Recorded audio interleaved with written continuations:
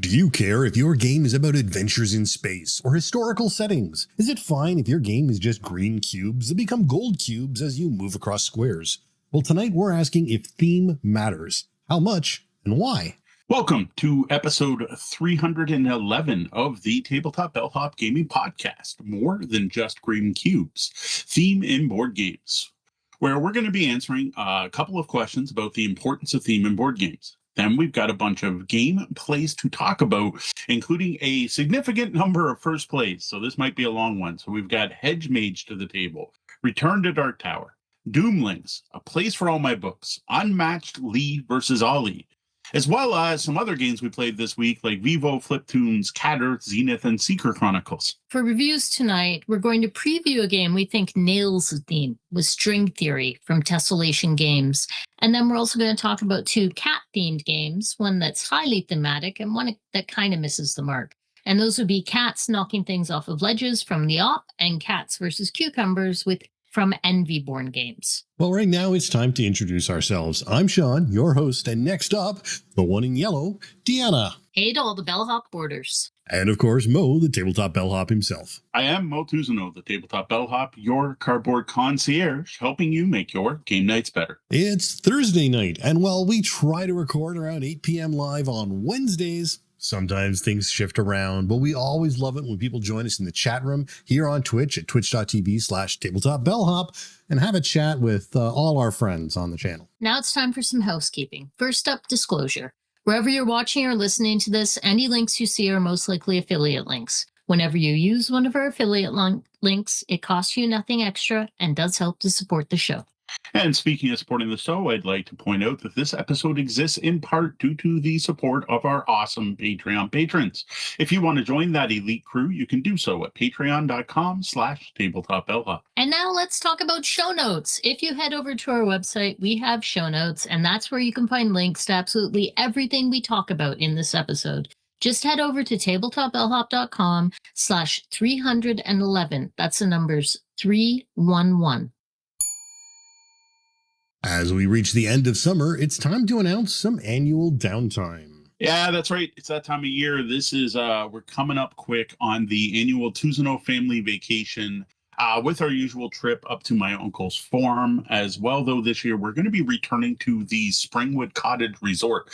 This is the place we talked about near the beginning of the year, where we went to the Spring Northern Gaming Retreat that was put on by Changeling Gaming. So we're going back to check the place out on our own this time. See ya. We're going to be out of town for a bit, so we won't be recording next week. We aren't going to be back until the week of September 6th, and we're probably good to record on September 9th, but no promises. The Tabletop Bellhop team is here to answer your gaming and game night questions. Tonight, we've got a couple of questions about theming in board games. First off, Dwayne C. asks, is theme important to your gaming experience, or do you find that you just end up asking for the green cube instead of the bliss token? And next, Tim Westfall asks, what is your favorite game for blending of theme with function, where it feels like you're doing the thing? I gotta say, those are a couple of great questions. Thank you both, Dwayne and Tim, for sending those in. Definitely appreciate the questions. If you have a question for us, you can send that to questions@tabletopbellhop.com. or head to the website, tabletopbellhop.com, and there's a button right at the top where it says Ask the Bellhop. I gotta say, I really like both of these. I think they're interesting, and like, I hate to say it, but like, the favorite, we can each talk about our favorite thematic game. That's easy enough. But honestly, like, the thing is, I hate saying it, but it depends. I know, I have such Like- mixed feelings on this because, like, I love Zensu.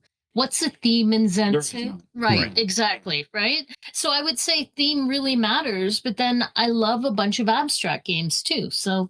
Yeah, I think the thing is theme matters until it doesn't, because sometimes it doesn't matter. And sometimes theme matters in both a positive way and in a negative way, because we've definitely seen examples of both.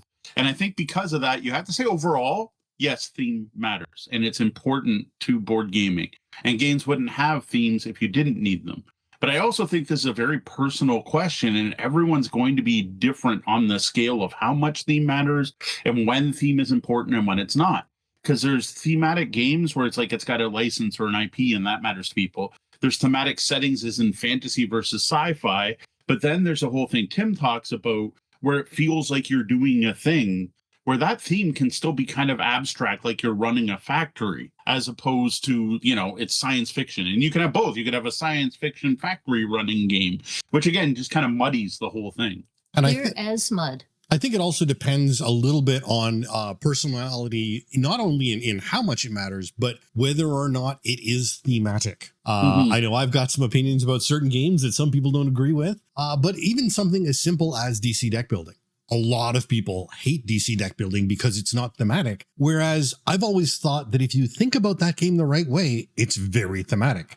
You just have to remember that you are not playing one of the DC heroes. You're a team manager. And as soon as you do that and you understand that you're mobilizing a team, it becomes a lot more thematic. It's like the RPG. You're the comic book writer. You're not a character in the comic book. Right. So I find DC breaks it right when the first decision of the game is pick a character, right? Well, it's your team so I leader. kind of understand why people feel that way, since the first thing you do in the game is choose a character.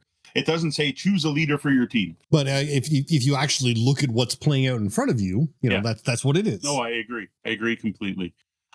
So yeah, I hate the wishy-washy answer here, but yeah, I think the thing is what's important to know, and what's important for game designers and publishers and people looking at games, is that theme can have an impact on your enjoyment of a game. That's going to change by person, but it is something you need to be aware of. You are going to learn after playing many games that there may be themes you tend to enjoy more than other themes. So it makes sense to play more games with those themes. One of the first things that came into my mind was Boop. Okay. So you've got the theme of cats bouncing on a bed, and it's a pretty abstract game, really. This could be rocks in a pond, but if it was, it would not be the popular game it is today. And you're going to remember that the big cats bounce the kittens, but the kittens don't bounce the big cats like that. Thematically, those rules make sense too, which makes them easier to stick in your head. That's a good part of it. But the whole cute cats bouncing on bed things is why that game took off. It's a great game. It's a fun game. But it would not be the super popular game it is today if it was, Red Rocks versus Blue Rocks. And an interesting insider info on that one, that's 100% on the publisher.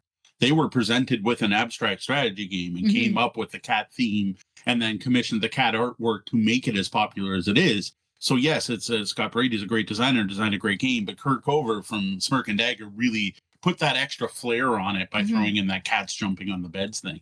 And honestly, if it wasn't for the big cat kitten rule, you could probably do something else with bouncing on beds and it would be fine. Like I would have thought if you got bouncing on beds, it should be monkeys. Like growing up. No more monkeys? No more monkeys jumping on the bed, right? Like that's what I think. I think that might have been a better theme. But then you have big monkeys and little monkeys. You don't have that whole cat kitten thing and your kittens growing up to be cats. Like that ties it in a lot better. Cat meeples. It wins because it has cat meeples. Yeah, cat meeples as opposed to monkeyples. The internet loves cats. That is true. That is true. So yeah, your theme's going to matter, but what I look for and where a theme matters the most to me is Tim's point there, where it feels like you're doing the thing, but more so than that, it's a tie-in where I remember the game mechanics more because they just make sense for what you're doing in the game. And I think one of the best examples of that is one. You don't mind if I steal this one from me, or do you want me to save it for you? Save that one for me. That's my favorite. All right, it's your favorite. All right. I'll let Deanna talk about this one. I'll put this one aside. So I'm going to go with Venos because this was one of the first examples I found of that. Venos is a very heavy Vital Lacerda game, helped by awesome tool art to make it flow. But what you're doing in the game just makes logical sense if you were a conglomerate or owner of multiple vineyards. If you were like a licensor where you're going to invest in vineyards to get your vines, you're going to improve those vineyards, you're going to hire people to harvest the vines, you're going to have to buy barrels, you're going to have to store your barrels, you're going to ship your barrels out. While you're doing all this, you also have to market. So you have to go to the annual tasting ceremonies and you have to bring your best wines to the tasting ceremonies. And the longer you store your wines, the more it's worth.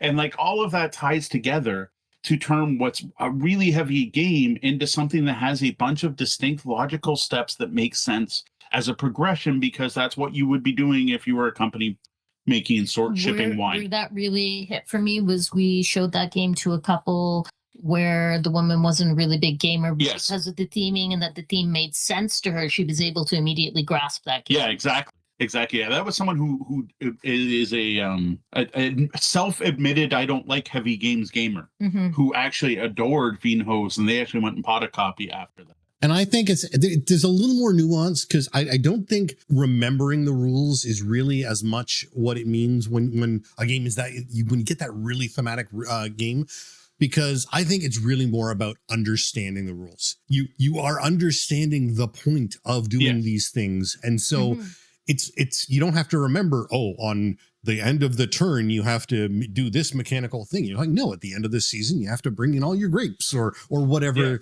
the thing may be, because it just makes sense within the theme. And that's where I think, especially when it comes to rules and mechanics, that the theme makes a huge difference. We actually had someone in the chat room bring up, how easy is it to strip the theme away and end up with an engine of colors, numbers, and shapes? And while you could do that with Vinhouse, you would all of a sudden have to remember all the rules. Yeah. As opposed to honestly, understanding them. And not only, I don't think it would be as much fun if you were just like, I'm going over here to collect this thing, this whatever, red cube, or as Sean started, I'm collecting green cubes over here. Now I have to put my green cubes onto these blocks. And now that my green cubes have sat there long enough, I switch them for gold cubes. Now I have to move gold cubes to this other place. Now that it's there, I have to choose which selection to take and hope I got there before my opponent's doing my timings right. Just would not be the same. I'm going to need one heck of a reference card. Yes, remember exactly. Now, I want to point out another one that's amusing, and this is just a recent story that kind of goes the opposite way, where trying to tie the theme to the mechanics can work badly if you don't do it accurately to the source material. So as someone who is not a vintner, who does not grow grapes and create wine, I used to hold up viticulture as a highly thematic game, because you harvest the grapes and you store the grapes, and the longer you have the grapes, the more they're worth, and you're bottling wine and sending it. And it's all about hiring interim workers during the summer and the winter. That all sounded highly thematic. Well, we played the game in front of a chef who knows a lot about winemaking. He kept yelling out, "It doesn't work like that. Yes. That's how you get raisins. What are you doing?" And he was actually upset by this game and was like, I would never give that publisher money. And enough that, like, this person was so offended by how badly the theme was done and how it could have been done better that, like, they'll never buy a Stonemaier game now, because obviously that publisher doesn't care enough food to treat it with enough seriousness. So, like, it's a double-edged sword in that way, where if you're going to tie the mechanics to the theme, make sure you get it right. I'm not into wine. All these years, I'm just like, sure, that's good enough. Close. Let's go. Like, yeah, I knew aging the grapes was unrealistic. Yes. But I thought that represented, like, whatever, you're storing that before you've done the final processing. But it was more than that. There were multiple things he was upset. Steps that he was like, no, bad. Or we'd read off some card and he'd be like, what? What did that say? So along a similar idea, Distilled. For me, Distilled was the first game where it really hit me that the theme was just so tied to the mechanics and made and it was just to a brilliant level, made the game entirely make sense. It is a game that I can pick up off the shelf and remember how to play after having not played it for a long while. It's easy to explain to other people, even though it is a chunkier game. All of the way it makes sense. You have a washback. You are distilling. You have to put certain ingredients in to be able to distill things. This is just how it works.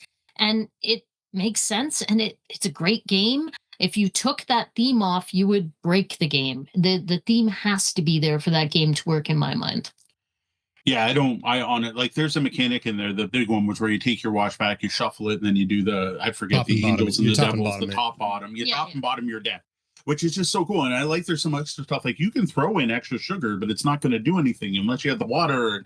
Like, there's some really neat balancing in there. But that whole fact of the top bottom, like, only really works because you're talking about distilling. I think one of the things I find really interesting is that a lot of the themes that work really well in more complex board games are things like winemaking or distilling or complex processes, because that's really what a lot of these board games are. Yep. And so you are taking the process of a board game and matching it with the process of something else. And one I found really thematic, even though I've never been to Portugal, was House of Fado. But the integration between the music, the music scene, and the restaurants and the critics and all the different interactions in this niche little industry of one type of music and the restaurants that support it within Portugal really made the whole flow of the game just work and make sense. I love that game so much. But you were totally right. It's you take a complex multi-step process and put it on top of a board game, which is a complex multi-step process, and the two of them mesh together. Yeah. Now that's talking about tying mechanics to theme, but the other thing that I find you can also do really well is getting the theme, especially with an IP, where you have the feel of that thing happening. So the one game that I saw a lot of other people call out, and I feel very strongly this way, is Star Wars Rebellion. A lot of people, they use the cute term Star Wars in a box, because you are playing out the original trilogy of Star Wars reimagined with different things happening. You have a galactic empire and you have a group of rebels. The galactic empire has just finished a Death Star. What happens? The empire needs to find the rebels have to blow up the Death Star. How that all happens could play out like the movies, but very much usually does not. There's all these great mechanics in there for hidden movement and everything, but like none of the mechanics are really tied to the theme. Like combat's a dice-based, almost risk-like system. Finding the Death Star uses a hidden movement system using cards, but the things you're doing in the game are recreating things that happened in the movies. And it ends up becoming thematic that way. And again, rules in that are going to stick out because people know the IP. And to toss in with that one, I'm going to throw in Legendary Encounters Alien deck building game. See, yeah, that game was so good because it really did capture the theme and the feeling. Yes. And the big thing they captured there was tension. You don't know when they're coming or what's in the ducks, and you need to figure out what's coming in this little progression track that fills up, and you're like, oh my gosh, it's getting closer, it's getting closer. They recreated the holding the sensor and it going beep, beep, beep, beep. You know it's coming. And you know it's coming. And they did such an amazing job with that. See, and one that came to mind for me was How to Save a World. Because you're trying, you're going to save the world in one of three ways, and you're contributing to the three scientific ways that you're trying to save the world. And in the meantime, you see this big comet coming in, and it's getting closer and closer. And it gives attention to the game because you don't know exactly when the game's going to end. And you can see this comet coming in and it's going to smash into the planet. I love that. And that theme makes the game. Without it, it was just kind of be meh. That's interesting because like you put that on the list, and I was wondering what you found highly thematic about that, building lasers or shields. But no, that tension of the comet, not knowing, and even the more you contribute, the more the odds change when you're pulling from the bag. So it's that bag pull mechanic, and then the variable game end. Yeah, I agree with you on that. Well, and I actually had the same game on my list, but actually for a different reason. Because while absolutely, I think the comet is and the tension imposed is a real important part, but also the very fact that the players are competing scientists who all think they have the best idea, right? There's that competition within science that I think makes that part of the game just as thematic as the onrushing tension involved. All right, because you mentioned that, I have to call it a game I wasn't going to mention tonight. Till you said that, it totally makes sense. Is One Small Step. So it's about the moon landing. You have the US and you have Russia. When you're playing two players, whatever, it's a game. It's a good game. I'm not trying to bemoan the game. But when you play four players, you play on teams. But you're each different departments in the government. And I don't remember what they are, but it's like whatever, the science and the technology or whatever. And trust me, you will fight with your other player. Your departments will not get along, and you will argue over how to spend your limited resources. And I finished that game, and I went, I kind of hate this, but I kind of love it because holy cow, was that ever thematic. That the different departments of the U.S. government are arguing with each other over how to best do the space program. And I'm like, and that is basically a dry Euro resource management with some push your luck elements. Like, it's not a game I would have thought was thematic, but that one part of it was super thematic. Now, I'm not sure if you guys ever actually got it to the table. War of the Rings 2nd edition? No, but I know it's on everyone's list for thematic games. Yeah, I can't talk to it of what makes it thematic, but that's Lord of the Rings in a box. Yeah. The entire trilogy, which is part of the problem with the game, is there's a big, thick thick rule book. I'm going to call out another thing that kind of fits with this because we're talking about licenses. Well, we were and we aren't. We're in and out. Star Wars, War of the Ring. One small step wouldn't be licensed, but where it can go wrong. So there's a Dungeons and Dragons board game out there I love called Lords of Waterdeep, and it's a really good worker placement game. It's one of the earlier worker placement games, one of the best ones out there, and it's got some like interesting intrigue cards. But it is 100% a Euro. It is the most non-D&D feeling D&D game ever published because you don't go on an adventure. You aren't doing quests. You're not fighting dragons. You're not rolling to hit. You're not leveling up. There's no XP. You're collecting black meeple and green meeple and purple meeple. Well, no, you're collecting rogues. No, you're not. And fighters, and you're building adventuring parties and sending them on quests, apparently. Now, I'll admit, when I play, I do see like the fighters as fighters and the clerics, and there is some amusing things on some of the cards, like the quest will be domesticate owl bears, and the party composition required can be amusing.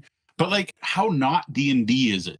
That one to me, and I've said this on many times, and feel free to write me at Sean@tabletopbellhop.com. Yeah. Because the theme feels so incredibly pasted onto me that if you could, as Ryan was saying earlier, easily just strip the theme away and you've just got colors and cubes and things, and it's exactly the same game. The flavor text on all the cards has no impact whatsoever. It's and they have a lot of great art, and it does have good flavor text, and it has lots of cool tie-ins with D&D if you bother to look at the cards. But I mean, honestly, when you're playing it, it's I need 2 black and a green. It's order fulfillment. It's not a quest. It's what do I need to fulfill this card to get these points and I think, unlock this power. And I will admit, part of it for me is probably whereas you guys got involved in D&D, the fictional worlds and the books. Yeah. I played D&D as a role-playing game. I have, other than you guys talking about them, I don't know who the Elminster is. Not part of my, not part of my world. I didn't do the fiction there.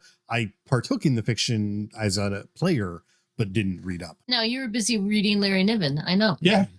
Fair. So I'm going to stick with licensed games. Another one on the list I want to call out. Now, you'll never be able to get this game again, but I found Battlestar Galactica to be one of the most thematic games when compared to the modern TV series, which is the license it's based on. You felt like you were playing out episodes of the show. Every turn felt like a different episode because different things would be happening. Like this time the Cylons are attacking. This time we found New Caprica. This time this happened. And then there was the whole you didn't know who the heck was on which side, which was such a big part of the show. But it wasn't just hidden traitor because there were points where the Cylons would reveal themselves, which is also tied into the show, where there were certain characters you just knew were Cylons. And all of that was integrated in that game. And I thought it was fantastically done. Despite other flaws we have with the game, which I'm not bothering to get into right now. The progression of, for us, it was from Shadows over Camelot to that. Yes. It was such a leap, and that they managed to just tie everything in and make it feel so much more thematic. Yeah. And no, I haven't played Unfathomable or whatever the Cthulhu themed one is. The new one. I can't talk to the new one. So here's one more IP one I wanted to bring up, and this I'm really on the fence about, and that's Jaws. So Jaws is a one versus many game. It's fun, but it's not great. And I think part of the reason it's not great is because it was a little too mechanical and didn't quite follow the flow of the movie as well. Like, yes, you were doing things from the movie. You were trying to protect beaches and you were chasing the shark around, but it felt mechanical in that action. And it broke it into 2 parts, right? If I remember correctly. And that seems all right because the movie is sort of broken up that way as well. So you can, there is the whole, you're on empty beach and they're closing the beaches and they're worried about the shark attacks and trying to keep the beaches open for July 4th. And then they're out on the boat hunting the actual shark. So that separation worked for me. But again, when you were trying to save the beaches, it was so very mechanical. It's like, I do this and then I get this thing so that I can go here to do this. And you lost the emotion of a great horror movie. I was going to say that what seemed to be missing there was the tension, right? Like Jaws is the who knows when it's going to happen, when's it going to come? And there was none of that. And I guess a little bit in the what square of the boat is the shark going to attack? Maybe. Yeah. Now, another thing that could be a theme might have nothing to do with the story or background in the game, but the feeling of a theme. I don't know how to word that. You got the wrong words coming out here. But two examples are games that want to invoke a tense moment. Okay. So the games I thought of were Fuse. So Fuse is a game about defusing a bomb. And holy cow, do you get the stress of trying to do something quickly. And it mixes rapid fire dice rolling, dice drafting, and then small elements of dexterity where if you're the player stacking those dice and you knock it over and you're letting the team down, you're like, oh my God, I knocked them over. I totally get I just cut the wrong wire thing going on there. And then similarly, slightly less stressful would be Skyrocket's Festival of Fire, where you are flipping sand timers to try to keep fireworks show going. And that whole, if you don't have the right card and struggling and, oh my God, the red's going to run out. I find those games to be highly thematic. Though I don't know, does that feel like someone setting up a fireworks show? I guess not. But it's thematic in that it's evoking a level of stress and tension that is intentional. Now, I don't know. Fuse, I think, is thematic because a bomb, but like someone who sets up a fireworks show should be more of a programmed movement game, right? Because you kind of set it up and walk away and let it go. You're not up there. One hopes. Yes. You're not up there, trying to light things at the right time. Yeah, I think we may be sort of verging here into a mood versus theme. Right there. Whereas Fuse has some theme there, whereas Skyrockets is really just mood. The theme itself, I feel, is kind of pasted. So for a much more lighthearted thing, I wanted to bring up cats knocking things off of ledges, which we're going to review later this episode, because it's all there in the title. You play cats knocking things off of ledges. It is so thematic. It's a dex game where you're using a cat paw to nudge things off a ledge and try to get them to land where you want them to land to get points. It's a dex game. I don't want to play it, but I love showing it to people. And they always go, cats knocking things off of ledges. And I'm like, yes, exactly that. And then I show it to them and they're like, yes, it is exactly that. And another one, this isn't quite as integrated as well as cats knocking things, but Nyctophobia. It's a series of 2 games. And one player is like a DM running the game, but the rest of the players play the game blind. And I think that is absolutely amazing for a horror themed game where you're lost in the dark. Like how do you can't make it more mechanically tied to it where you are actually using your own fingers to touch and feel your way around to play the game. And I think that was highly thematic that way. I'm like, you're literally blind. Plus there's a cool backstory where it was designed by a woman who created it to be able to play it with their blind relative. I can't remember. I believe it was a father for daughter. I think. I think it was father and daughter, but I wasn't sure. But I'm like, I think that's another one where like, man, they took it to the next level by doing that. Now, here's one I'm going to jump in where Mo's highlighting there. So one that does, I think, theme well, but fails on the mood, which sort of impacts the theme, is the Night Cage. So this is a really creepy horror. You've got a candle and your candles are slowly burning down and you can only see a small distance around you because you've only got the light of the candle to try and work your way out of this maze. And the art is super thematic, and the way that you only illuminate a small area around you at any one time and things can change in the dark. Very, very thematic.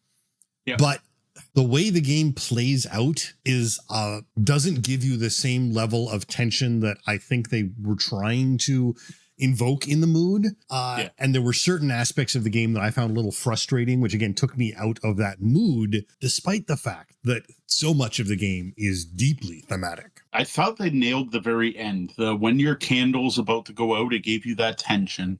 And I also found it way more thematic if you use the limited communication rules, where you were only allowed to talk to someone that was in the same corridor lit up as you were.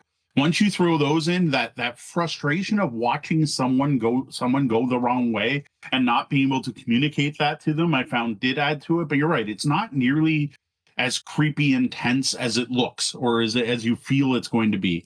And like the revealing of a wax eater just isn't quite the dramatic moment. It's more of a disappointment instead of like a jump scare, which you kind of want it to be.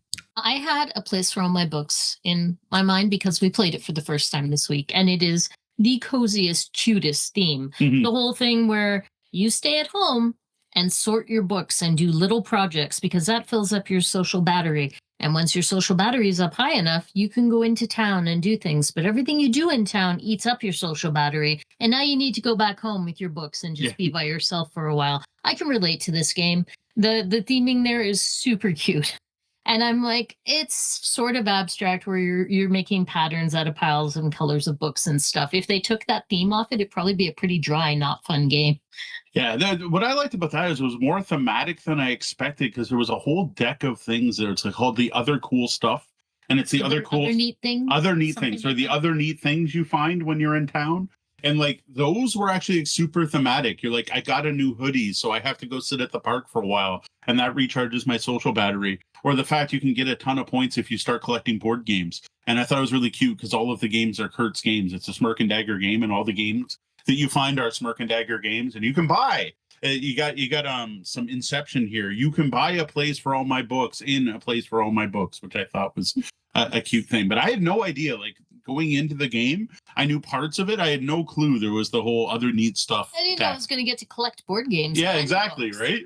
Or like, improve your collection by putting on cool bookends and stuff like that. I didn't know was going to be in there. So an interesting. All right, Oh yeah, go ahead. Go ahead. So one I thought that I wish we played more, and I think we need to bring it out to more events or something. But the strange deck deconstruction game, which was a unique concept that we had sort of, I think, all thought about at some point, but never actually figured out or understood how to do, but was finally done in the game Chiseled.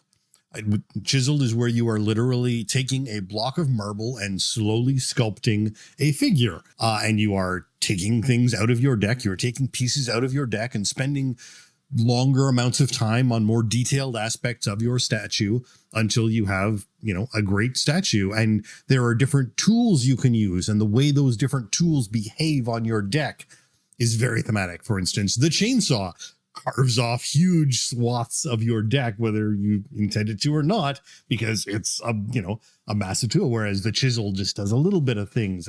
And the theme of this game, which could probably just be a really simple game with almost no mechanics, actually evokes things. And the scoring especially didn't initially make a lot of sense until we went, oh, wait a second. No. You need to spend more time on the head because you need more detail, but you don't need to spend a lot of time on the legs because they're just legs. And all of a sudden, the whole idea flipped and, oh, wow, this scoring completely makes sense now. This is how we have to explain it to everyone who plays the game. Yeah, that's one like your DC. You have to explain that you're running a team. And this one, it's the number of hours you're spending on the parts. You're not trying to build a statue with 8 heads. Yeah, you don't actually want that many heads or 9 arms or whatever the heck it is. Its hands are difficult. You need to spend some time on the hands. No, that's insane. You can spend any amount of time as long as you spend the same amount of time on each hand. Is how that scores the best. There you go. It's been a while since I played that. Yeah, it has been a little while. The other one I wanted to call out was a game that actually doesn't quite exist yet, but we have a prototype of it there behind us, which is String Theory. And this is a conspiracy game. So imagine a pegboard, like a classic in the movie conspiracy pegboard with strings running behind it and newspaper clippings. It's that in board game form, to the fact that you actually have spools that is your color playing piece that you move around the board and thread string around to compose your conspiracy theory that you are doing to make a podcast where you're trying to connect these different conspiracy theories and convince people that you've figured out how the world's really running. It is very thematic, very amusing. And the fact that they've actually where we actually are moving string around and leaving a string trail. And if you cross other people's strings, that is in the rules as well. That gives them a bonus. It's just all super neat, super thematic, super fun. And then you sort of role play it by talking about the silly conspiracy theories you're coming up with. And they even recommend that you play the game while wearing tinfoil hats. So we haven't to go that far. We have yet to do that in our plays of String Theory. All right, there's one more main one I want to talk about, but I'm going to ask both of you if you can come up with some other bad examples where a theme ruined a game for you, because most of what we've talked about is ones that have really been enhanced by a theme. So what I want to talk about is Freedom the Underground Railroad, because I find the original game to not be thematic enough. And I get it. It is a difficult topic and it's a difficult sell. And as a board game publisher, you need people to want to actually play your game. And by making it too thematic, you're going to scare players off, because this is a game about the slavery and the Underground Railroad and slaves moving from the South to escaping to Canada, and avoiding slave catchers along the way. And it's a really very solid game. It is an educational game, and it's very well presented, but they went very high level with it. But I found it was too high level. I found I was pushing brown cubes, which to me is not the feeling you want for a game about slavery. Well, the designer has gone back to his game. A new edition is coming. I still don't know when. And he's done some refinements to improve some of the problematic terminology in the game, which is just our language has evolved over time when talking about that topic. But more so, he has expansions coming that are going to be released Final Girl style, where you will get 2 stories in a box. Well, that puts in everything I wanted from the original to make it feel real, because now not only are you playing the game, you're also retelling the story of some real people who lived through that period of time. The one I played through was fantastic, with a couple who escaped and moved through and got split up. Each went their own way. One of them was one of the first women involved in the abolitionist movement. The other was partially responsible for the Detroit riots, which is something very close to home for us here in Windsor. And I just thought it was great to see the designer realize that his game should have more impact. And interestingly, it actually made the game easier, which you don't generally want in a cooperative game. But by adding that theme, it just felt so much more personal. And he also didn't want you to feel horrible if you failed at these new scenarios.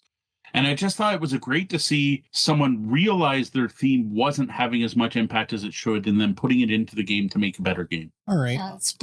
That's brilliant. I thought it was super brilliant when you came back from Breakout and told me about it, because you had play tested it there. You have challenged me to come up with a game. I know that there are many games we have played where the theme has fallen flat, but I'm blanking. The only thing I could think of was that Labyrinth game. Being the biggest Labyrinth fan did not save it. No, that's a good. No, it's a good one, because what did that game have to do with the movie except for having the characters? Nothing. I think. Yeah, you have strong opinions about that game. Yes. So here's one, and this one could be controversial, maybe not. Codenames. What does Codenames have to do with its theme at all? Like, does anyone think about the whole Codename Spies but when they're playing Codenames? No. It's a word guessing game. To be fair, I don't think they push that one as being thematic. So it's not like here's a heavily thematic game I don't like. I think they just need. But they have given a theme to it. Like they have the box art theme. And you call it a word guessing game. I mean, you don't. Sure, assassins and I don't think that breaks the game, though. It doesn't make Codenames worse by the theme sort of sucking. Yeah. No, but at the same time, it negates, like, again, you just don't have, it means nothing. It's completely oblivious to having that. Mm-hmm. Whereas I suppose if you wanted to have one that did kind of ruin the game, or at least made sure I would never play it, you've got something like Secret Hitler. Look at that game that I will never pick up. I don't even care. It could be a fantastic game. Could be a top 100 game. I'm not going to buy a game called Secret Hitler. Yeah, and I've actually heard good things about that it's actually a rather solid hidden trader game, and better than the ones that came before it. But I agree. That's a game with that name. I understand. And honestly, any of I'm against any theme that's made to be raunchy, rude, or an excuse to be an a-hole. Mm-hmm. I'm not really a fan of that as a theme for a game at all. Agreed. And it's going to bug me now. I just want to pause the episode and go for a walk. Go walk to look around.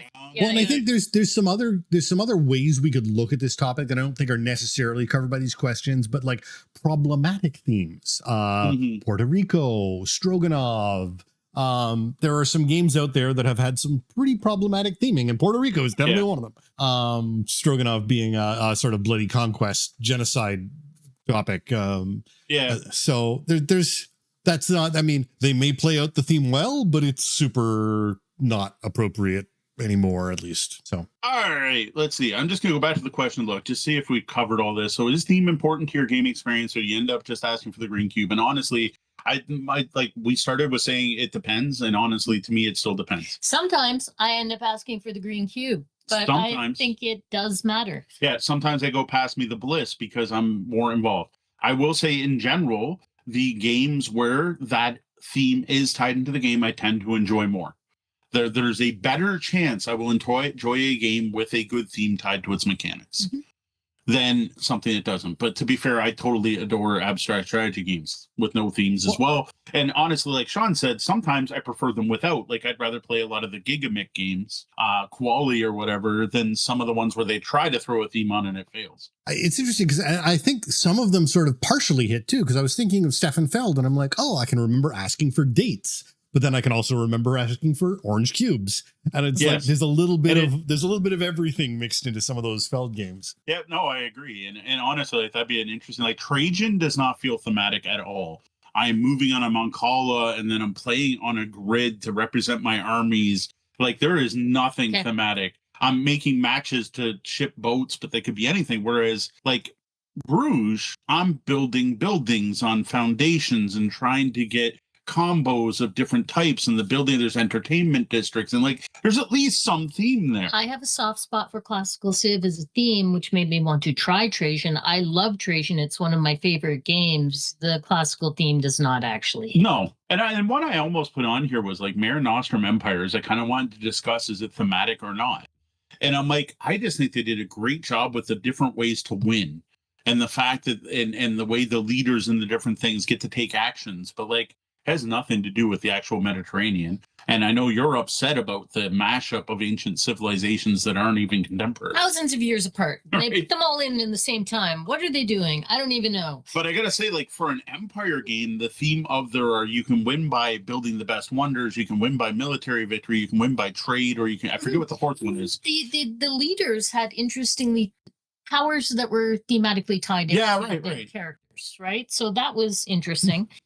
And the fact like Caesar was better at defense or attack, whereas Hannibal was better at defense or whatever. I don't remember right now. I just remember thinking that they were thematic at the time, but it was a mix of historical characters and fictitious characters too. So here's a great game, and I have no idea what the actual theme is. Castles of Burgundy. You're building castles in the Burgundy region of France. That's sure. Sure. You can tell me that, but I don't ever remember ever building any castles or anything. It doesn't feel anything like castles. There's castles is one of the types of tiles. You start with one on your board at the beginning of the game. But yes, that's a Feld. That's right. Then you have cargo that comes in on ships, and you put them into different ports. It's barely. Yeah, it's a generic civilization builder. Then we get into funky ones like tapestry, and you're like, is that thematic? I'm like, the only thing thematic in that is I actually have to build a little thing with physical buildings, and that feels like cool city planning. I feel like tapestry is certainly more thematic than Castles of Burgundy. Yes, I think so. Yeah. Although the Civ players with the Anachrony pisses people off. You have a tech tree sort of Civ growing thing going on. So that feels themey. Yeah. All right. I think we could spend the rest of the night just like looking around the room and calling out random names. That one over there, above and below. I don't know if you actually were exploring caves under it. It gives you the exploration of a Which Way book. So it's tied in thematic, but otherwise it's just about collecting different resources, and too much of that is based on luck. So that one's really it's thematic in the way that it's not a Euro as much as there's stories, which again, just adding story to me doesn't add theme to a game. It's true. No, and yes, in our chat room is one of the non-thematic tapestry people. There is a great divide in the world between tapestry being thematic and tapestry being non-thematic. Yep. That's kind of why I called it out, actually, as one that was divisive. I like tapestry. It's been too long. Let's go play tapestry. We have expansions for tapestry. We haven't opened. All right. Well, there you have our thoughts on theme in board games. What are your thoughts? I don't know how well we actually answered the questions here tonight, but it was at least an interesting discussion. We definitely did list some of our favorites, and I think we were pretty clear about which ones we like the most. But otherwise kind of said, it depends. Theme does matter. It can ruin a game and it can make a game. That's about the best we can say. I want to hear your thoughts, though. Reply, comment, send us a DM, an email, post something on our Discord. Our Discord's where we love to have conversations with folks. Discord.tabletopbellhop.com. Welcome to the Bellhop's Tabletop, where we talk about the games we've been playing lately. All right, number one game from Floodgate Games we've had for quite a while. It's called Hedge Mage. This is one of those big group games, though the core box only plays 4 players, but big group games where you're playing with your neighbors. So between 2 cities, between 2 castles, somewhat 7 wonders. You're putting a board between each of the players. And when we first were introduced to this game, the rep from Floodgate is like, I want to do a 100-player version of this game, which all the power to him. All right, silly theme. You are mages, but you only do 2 spells, Grow Hedge and Animate Gnome, and that's it. Your goal is to build hedges to protect your gnomes on your board while trying to animate and steal all the gnomes from your neighbor's board on your right. So you're protecting your gnomes while trying to steal the gnomes to your right. On your turn, you get a bunch of action points. You use them to move around your 2 characters. You have 2 gnomes that are you. No, Not gnomes, 2 mages that you're moving around. And then you have these 3 different types of gnomes on the board, and you randomize how to wake them up. And it's different depending on, like, you have cards that randomize. Once they're awake, you can give them directions and tell them where to walk. Yes. And there's a neat thing where you can only order one piece of one color of gnome each round. So if like 3 reds are awake, you can only hold 1 red to move. But if you have a red, a purple, and an orange awake, you can give each of them orders. You try to get them to the exit. When they get to the exit, they go on this nice little 2-layer board, and you'll unlock a bonus. At the end of the game, you get points for how many gnomes are left on your board, plus how many gnomes you rescued, quote unquote. And then there's like bonus scoring cards. There's pretty much it. There's a silly little rule that you can't, when you're placing the hedges, you can't make 4 hedges together. And I guess the rule book says this because Mo kept saying it. You're not a bush mage, you're a hedge mage. Yes. You can't make a bush. Once you have 4 together, it's a bush. 4 hedges together are a bush. You're not a bush mage, you're a hedge mage. That amused me. Yeah, I thought it was funny. And there's like rules for picking up the gnomes, and you can carry them on your head, and you can put them on top of the bushes. None of that matters. So now the core mechanic in this game is basically a flip and write, but you're not writing, but you flip up what hedge you're placing, and everyone places the same hedge. So it's a bingo game. Flip up a hedge, place a hedge, use your action points. Flip a card, place a hedge, flip your action points. What shocked me about this is just how simple it is. It's almost a rough teach because it sounds way more complicated than it is. But then once you're playing, you're like... There's some fiddling little stuff with like jump mushrooms and getting up onto the hedges. And if you set a gnome down on the hedge, it moves on the hedge. And like that all just feels little bits, fiddly. Little edge case things, right? But like once you start playing, this was just like one of the quickest, smoothest games I played. I'm like, man, this is a gateway game. Like this is a super accessible... simple. The only problem is it only plays 4 players out of the box. I'm like, I want it to be a high player count game though. Like I want to play a 10-player game of it. Can you imagine the table space though? Well, yeah, there is that. So anyway, Hedge Mage, Floodgate games. Enjoyed it. Only played it once so far. This is one of those fun ones for me where we saw it a long time ago at Gamma Expo, and then it took a while for it to actually exist, and then we got a copy. Yeah, we saw prototype versions and stuff. So I always think that's neat when you see the move from prototype to legit game. All right, next one that I think surprised us all. Doomlings is the company. I forget the publisher. It's like Doomlings.com or Doomlings Inc. or something like that. Yeah, Doomlings Inc. So it's one of those big, lots of money behind it, mass market games with tons of advertising.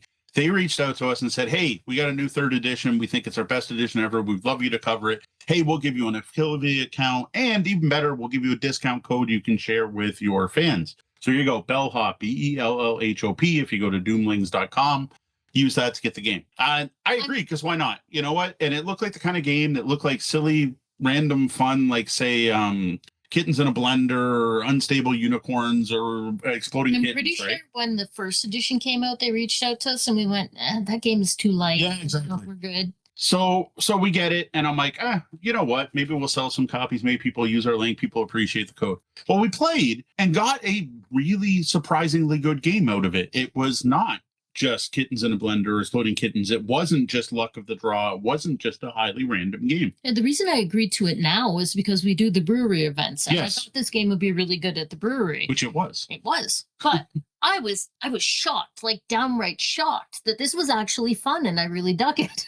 Yeah, I sat down fully expecting a frivolous, fun, silly game and this is an actual game where there's strategy and I'm doing a lot of planning and I'm trying to figure out whose cards to steal and where to do take that versus what to try and hoard.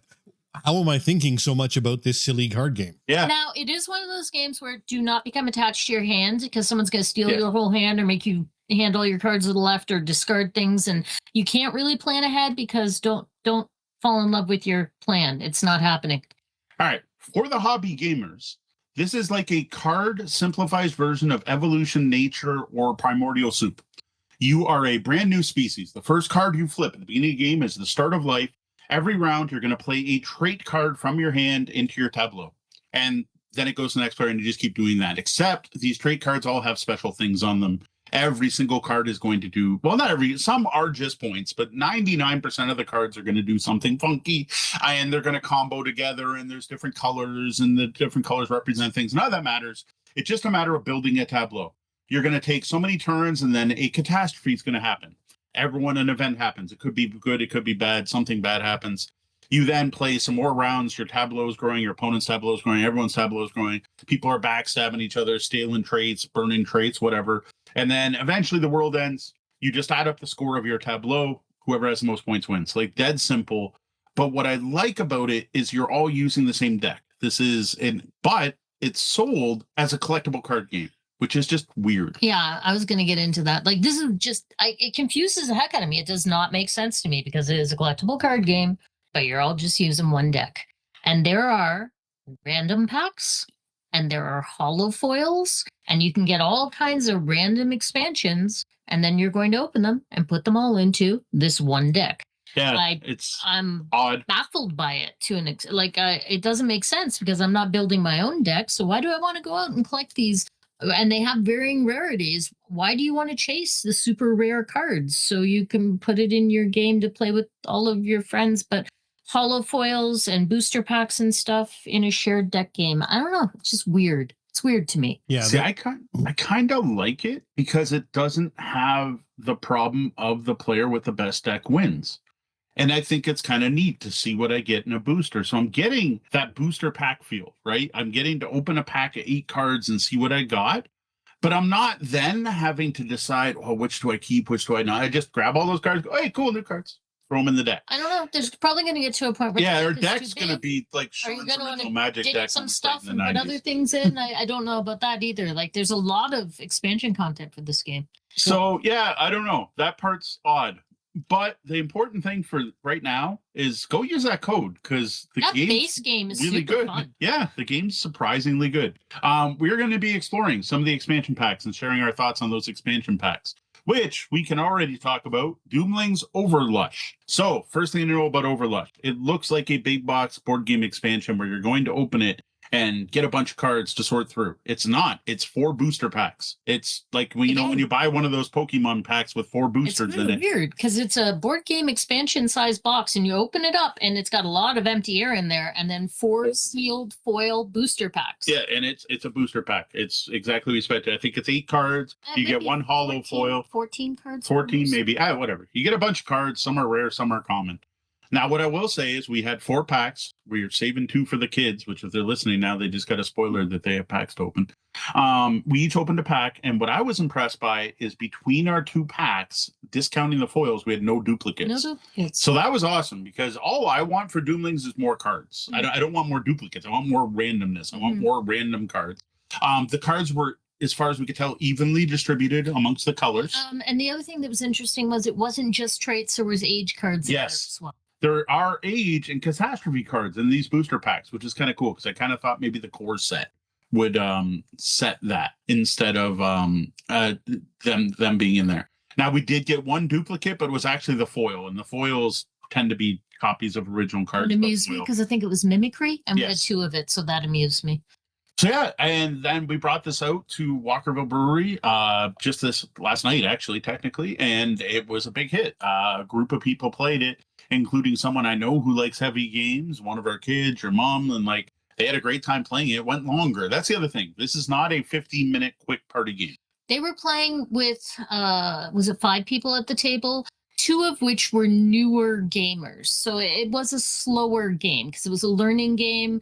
And it was a little bit slower. With 5 people, it did go long. Yeah. No, Illuminati New World Order was definitely a TCG, but was SimCity TCG? Like they had different city starter packs, but I didn't. Yeah. Both were collectible card games where you played out of a single deck. So the back in the day, SimCity and Illuminati New World Order, and both. Well, I know Illuminati eventually just put out a box set with everything, which is what my dad bought, and that's what I played. Was with all the cards, but that one like stopped. Like you could get them all, whereas this is still putting out stuff. And I don't know how many cards are in Overlush, but it's like another 140 cards. So like as many cards as come in the base box. It was a lot. The thing that bothers me there. though is if I buy an expansion for a game, I want the expansion for the game, not a random selection of something You're from getting part of the expansion. Random subset of the expansion That for the feels game. weird. Yes. Is weird, right? Yes. Oh, okay, I'm being corrected. Sorry, our chat room is pointing out Illuminati and New World Order actually played differently. I don't know which one I had. I had some version. I know Steve Jackson Games still publishes it. I haven't played it. Well, and Illuminati New World Order did put out a full. Yeah. Here's all the cards you could ever buy. That's probably the one we had. Knowing your dad, yes. Yeah, I know. We had one that was full sets. I remember playing SimCity, but I remember nothing about it except the cards laid out weird. Well, and SimCity ended early. Like they didn't get all the cities they were supposed to put out. And anyway, next big one we played. It's a big one. Is Return to Dark Tower.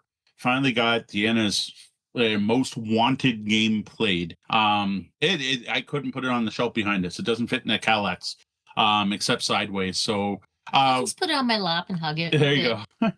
So we brought that out and we ended up playing 2 full games. We lost both. We just did the recommended setup. This game's been out for a bit, so I don't know how much we want to talk about how it plays, but it is a continuation of the story from the original classic Dark Tower game, which Deanna and I both grew up playing. It is now cooperative. The initial scenarios, at least, are about going around on a board, completing quests to draw a monster out of the tower and then defeat that monster. And as far as I know, that's the theme for all of the different missions. We were doing, again, the recommended first one, which I don't remember the name of the NPC you're trying to help. And I remember the monster had a kind of weird name that was hard to pronounce. But the entire thing is app driven and it's procedurally generated. And the fact that every time you play, it could be unique. Though you do get a, a seed that you could put in if you wanted to replay it. So like, say we failed our game and say, hey, if you want to try and see if you did better than us, we could do that. And it was neat because playing twice, we got to see what got randomized. So like the quests that came up were randomized, which monsters, where the monster spawned was different. The NPCs that came up were different. There are only set monsters at each level, and you can randomize them or pick which ones you want to face. It was just really interesting, and like honestly, like the most fun I've had with that style of co-op in a long time.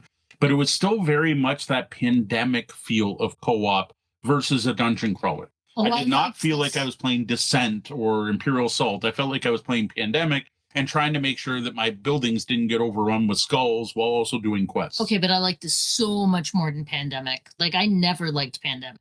Pandemic Legacy is bearable. This was fun. And Ryan in the chat's got it. Brigands. This one was interesting because, again, now I had no Dark Tower history behind me. Didn't mean anything to me. Just cool, fun game with a tower. I remember seeing it in the Sears catalog back in the days, but, you know, that's about it. It was interesting, though, because over the 2 plays, and if we had played a third time, we would have played differently again. Yes. Because as you discover things about how things are going to play out, you end up having to adapt your strategies. Mm-hmm. And so we adapted our strategies from the first to the second, only to discover that we needed to make another adaptation if we did it again in order to win. Which is honestly, I think, what you want from a cooperative game, right? You want it to be hard, but you want to learn from your mistakes and then go back and have a better chance. And it did a good job of that. Yeah. It felt close. Like, it felt closer the second time. Yes. The first one, I was like, well, we got our butts handed to us. But well, I made a bad choice, but I didn't realize it was a bad choice at the time. We were doing perfectly fine, but I took a risk that was more risky than I thought it was. Yes, you took a risk you did not need to take and failed at it and lost the game at that point. Then we knew how risky that was. So in the second game, we went, maybe don't do that. Maybe we know that the 3rd level monsters are actually pretty tough and we want to build up before we fight them. You know, that's a learning thing. But I like when a co-op game is hard moves. So the other thing I want to call out is this is 100% app-driven game, and it has to be. So I didn't expect that. I actually thought, like, I knew there was an app to control the tower or whatever, but there are decks of cards that aren't present that only exist in the app, and there are a lot of things. Like, there is no way, if that app ever dies, you're screwed. You're not going to be able to play your copy of Return to Dark Tower. So that's a little disappointing. Because there was some interesting things, because despite being an app, it used very board gamey mechanics. So, like, every adversary you face gets a deck of 10 cards and then when you fight them, you're going to draw a random number based on its level. So if I'm fighting brigands, I'm going to draw 2 brigand cards. But then there's this system where you can use tags to improve those cards. Well, they're permanently improved for that round, and you'd have to physically switch it. And it's just weird because, like, as an app, they didn't have to be cards. So they made it feel board gamey when it didn't have to. But if those were physical cards, it would be really annoying. A fiddly pain in the butt, so it works really well. Yeah. And then there was other stuff, like they did a blind, like if you go in a dungeon in the game, and this is something I haven't heard anyone else talk about. When you go in a dungeon, it kind of reminds me like Mansions of Madness 2nd Edition, because you take your device and literally explore a dungeon, kind of Zelda style, where you have the dungeon map and you go north, east, south, west, and you actually see what's in the dungeon rooms. Now, it's not super thematic, but it's neat because, like, again, you wouldn't be able to do that on the board game version. I thought it was super thematic. I thought it was so cool. I was so giddy playing this game. And you get to drop little skulls down the center of the tower and then see what happens. Yes. It's exciting. So I'm actually shocked. I actually just went over to Board Game Geek to check. I am surprised that the monster cards aren't there. Like, there's no reason there couldn't be a print and play version of those cards in the app. There aren't yet. Although I will notice that Esoteric Gamers has a Return to Dark Tower entry. So this made me go back, and today I was looking for there's an online flash version of the original Dark Tower game that you can play, and I remember checking it out a couple of years ago, and I couldn't find it anywhere. But the Internet Archive still has it, and I was able to play it from the Internet Archive, and I did indeed play Dark Tower this afternoon so that I can annoy Mo with all the cool, bizarre sound effects. Yeah, they're bad. How does it compare? Like, is there... Because I got to say, it didn't really feel like the game I remember playing. But I remember the game I played wasn't that great. It was neat. Like, honestly, I think they improved a game that was fun for the time and interesting for the time that it came out. I think if they had just remade Dark Tower, no one would want to play it now because it's not 1986. It's kind of the feelings I had. And I feel very fondly about that game. So, it's... apparently there you can get the game and player cards to play original Dark Tower with this. I don't know how you do that, but they've got files on Board Game Geek for that. Well, one of the options is to play competitive. You can go back in time and play the original story. Though I noticed you didn't have to collect 3 keys, so it can't quite be identical. No. Same. Is there a Pegasus? Do you collect 3 keys? I don't know about the Pegasus. I forgot about the Pegasus. All keys, Healer, Scout, Beast, Sword, Rune Label to place over Village. Yes, okay. Anyway, we'll probably be talking about Return to Dark Tower when we return to Dark Tower. Guys, I had so much fun with that game. I was so looking forward to it, and then I was a little bit worried it was going to let me down. It did not let me down. All right, next game we teased about theoretical physicists, Seeker Chronicles. I feel bad because I didn't look this up ahead of time, but a university created this game. It is using actual theoretical physicists playing a line battling, dueling card game. It is an interesting mix. It was developed by the university, created by the university and some university students. Then Rob Dougherty, Magic the Gathering tournament winner and partial owner of Wise Wizard Games, then helped them refine and develop the game. And then Wise Wizard Games has published it. It is a 2-player only card game that comes with 6 Seekers. The Seekers are the theoretical physicists. You're going to each play 3, and there's a rule for drafting them. And then you are playing basically a line battler where you are doing very magic-like things, where you are putting a new card in play that sits in play, and you can tap that for a resource. But the cards you generate your resources from can also be played to attach them to your Seekers who are in the middle. And when you attach them for Seekers, they power up your Seekers with numbers. When you research, you compare your Seeker to the one across, and if you have more power, I can't remember if the actual term for it, Your number's bigger. You then flip cards from your deck into what's called your archive.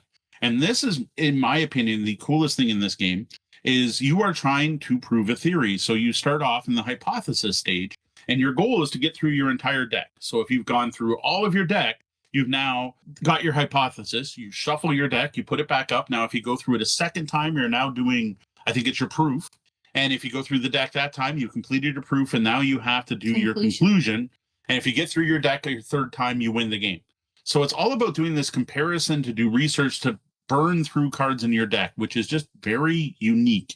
It's neat. And it's neat that you can be at a different stage than the person you're. So, I've gone through my deck once, but you are still on your first one. But we just, what the heck does it remind me of? Sort of like House of Fado, where the restaurants close out at different times. Just you can be in different stages of the game simultaneously. I think is very neat. And it was created by quantum physicists from the University of Innsbruck in Austria. There you go. So yeah, it's a very much a 2-player dueling card game, non-collectible, set decks. You're doing the mash thing, right? You're picking 3 physicists and mashing their decks together. The physicists each have different powers. There's different card types. You start with one in play, and you're working. Once you get up high enough, you get a second one, then a third one into play. I really dug it, and I told Mo I need to. He said, you have to play it with Sean. Yes. And I said, well, Sean will like it because it's not really sci-fi. It's science. Mo goes, it's not science. It's sci-fi. Come on. It's definitely sci-fi. There's a good mix of physicists. And like the actual cards are like, it has to do with linking and hyperlinking. So when you link, you attach it, hyperlinks them from your hand, and you can play reactionary cards. And there's tons of take that where you're stealing cards from your opponent. It's everything you'd expect in a dueling card game. Like, honestly, it's all that stuff. So if you're into dueling card games, you don't like collectible aspects, you want a unique theme and some cool real world scientists, and you're actually supporting the university, every copy sold something. So I would love an expansion for this. I think it would be so cool. That was the one thing is we now played a bunch of times. I would review it, but I really do want Sean to play it. And we'll do more detail in a full review, but it very much feels incomplete. Like I want more. I want at least 3 more. I want another pack of 6 I can mix and match. And off the top of my head, I do not remember. I remember Isaac Newton's in it and Stephen Hawking's, but I don't remember the others. But there are 6 physicists represented in the game. Yeah, I'm drawing a blank. Now that you said it, I'm not going to remember things. All right, next. New to us game, A Place for All My Books. It is, a lot of people have heard about this. Kickstarter. It was a very successful Kickstarter. It's been delivered. It's in stores. People can now get copies of it. It's from Smirk and Dagger Games. Coziest, cutest game ever. Yeah, it is a cozy game, and it's all about being an introvert who collects books. That is pretty much the entire game. Is you're going to spend most of the time. It's a action selection game. They call it worker placement because you're placing a thing, but it's an action selection game where you're using your worker to select an action, and you can't move on to the same spot.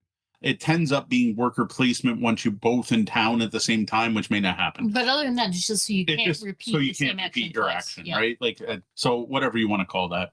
So you're basically going to spend, you get little projects. And I thought all the terminology in this game is fantastic. So you start with a hand of little projects, and you start with a collection of books, and it's semi-asymmetric, but not really, because all it is each color starts with a different set collection of books. Like the yellow player is going to have more yellow books. The green player is going to have more green books. They never actually tell you what the colors represent. They just represent different themes or whatever. It doesn't matter. So what you're going to do is look at your little projects, and you're going to rearrange the stacks and books throughout your room, which is represented by a grid, which I don't remember how big it is. So what you're going to do most of the time is you're going to sort your books by picking up a whole stack and then dropping the books off on other spots, kind of Mancala style. Or you're going to gather your books where you're taking the top of different stacks to making a new pile. Those are the only 2 ways you can actually manage your books in your house. If you get a little stressed out, not true. You can go to the nightstand too. Oh, that's right. You can read books. If you read a book, you take a book from any pile and put it on your nightstand.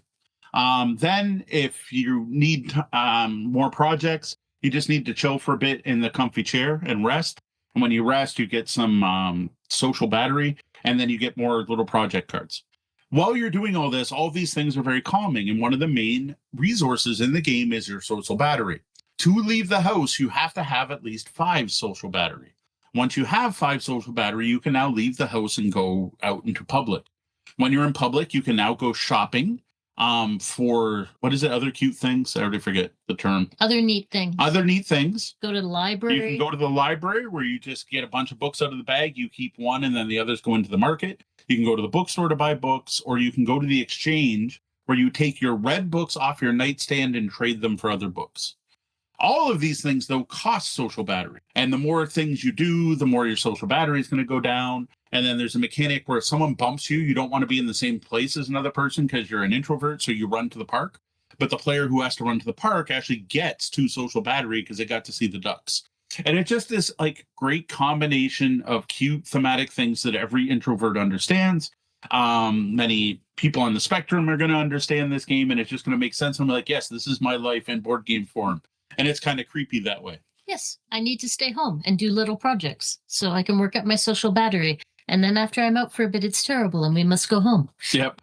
So it's as good as everyone has said it is. It's better than I expected. The collecting of the other neat things is a lot of fun. Mhm. There's 3 public goals that go up at the beginning of the game, which generally are very abstract things, like have 3 stacks of books. The little projects are cute. They're like have no yellow books in the bedroom or the kitchen. But totally aside from the cute theming, the way the game makes you think you're trying to hand in these little project cards, which are just have your books stacked in certain ways or certain color piles. Yeah. Okay. You're trying to make certain patterns in your house.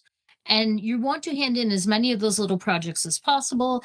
And just the way you have to think to move your books, to gather your books, to sort them, to get them to be able to cash in as many of those little projects at once is neat. Yeah. It is like it's a neat puzzle. So it's thematically neat, but it has this cool puzzle to it, Yep. which Mo kicked my butt both times Yeah, we played it. but Apparently, I can't good at do this the game so neat far. puzzles in this one, but So yeah, I'm looking forward to sharing that with more folks and seeing what they think. It's good. It's honestly better than I thought it was going to be, and I thought I'd enjoy it. Next, I know we got a lot. We gotta say less about these because we talked about a bunch of these before. But Zenith hit the table again. I think this was our first play, just the 2 of us since Breakout Con. So it's our first play of our copy of the game.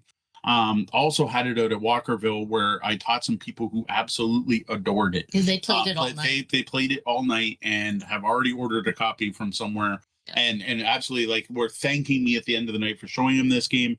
This is another 2-player tug of war game. So different than a line battler in that you're trying to pull things beside with 5 different spots. You have multi-use cards. You're using them to go up on tech trees. You're using them to play into slots to pull things towards you. And you're also using them to like take majority and get money.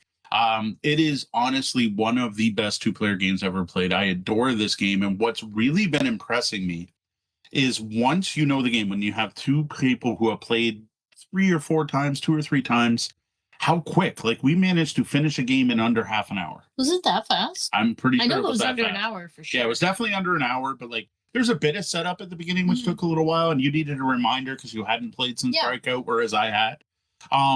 The only thing with the game is the iconography, but then it has one of the best reference sheets. It's like, think of Race for the Galaxy, but the reference card's good. It's 2-sided. There's tons of icons. Remember what all those icons do, but it's really clear and easy to all right there. Figure it out. And we had the people playing at the pub like maybe had to ask me twice what something meant. They were able to figure it out. So like Zenith, fantastic. Want to review it like next week, but for one, we're not here next week. But the other thing is we need to play it 4-player. So one of the neat things this game does is there's 5 lanes. Well, if you play in 4 players, you take teams, and I control the 2 lanes here. You control the 2 lanes on the other side, and we share the lane in the middle and can play cards. And then when you take the one action where you take the leader token, you can trade cards. And that just sounds really cool. And that's actually how we got the demo of the game. But that was so long ago that I need to sit down and play that 4-player. So I'm hoping to actually do that this Sunday. I'm actually really interested that this game is rated right now an 8.0 on Board Game Geek with 4,000 ratings.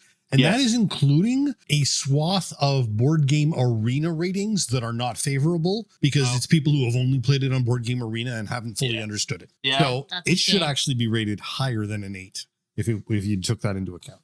It deserves it. So this is the first game from Antoine Bauza's new board game company who promises to not publish a bad game, basically. They said, like, we're not putting out 6 games a year. We might put out a game every 1 to 3 years, but it'll be really good. was basically what they've said. A small, intentional catalog of games. Now, he did not design this game. No, but It's just his their new publishing, company. yeah, it's their company publishing this. But it's fantastic, yo. All right, back to restoration games and classic games. We finally got to play Star Wars Jedi Duels in the form of Unmatched Lee versus Ali. This is our first experience with Unmatched. I know everyone out there has probably already played multiple versions and loves the Teenage Mutant Ninja Turtles, and then was all excited about Rosie the Riveter. I played it before a very long time ago. You played it? See, I'd never 7 years ago at CG Realm one time. Okay, so I have never actually played this game. It is an extremely popular series. This is a card-driven, with this set, 2-player battle game where you have 2 maps. One is a Shaolin Temple and the other is a boxing ring, which fits for these characters. One player is playing Bruce Lee. The other is playing Muhammad Ali. They each have their own unique deck and unique miniature. In this particular set, there are no other heroes or minions. There's just the 2 characters. Lee is just a set deck. Ali actually has a token, which is really cute, which has float like a butterfly on one side and sting like a bee on the other. And every time Ali connects with a punch, you flip it to the other side, which makes him very dynamic.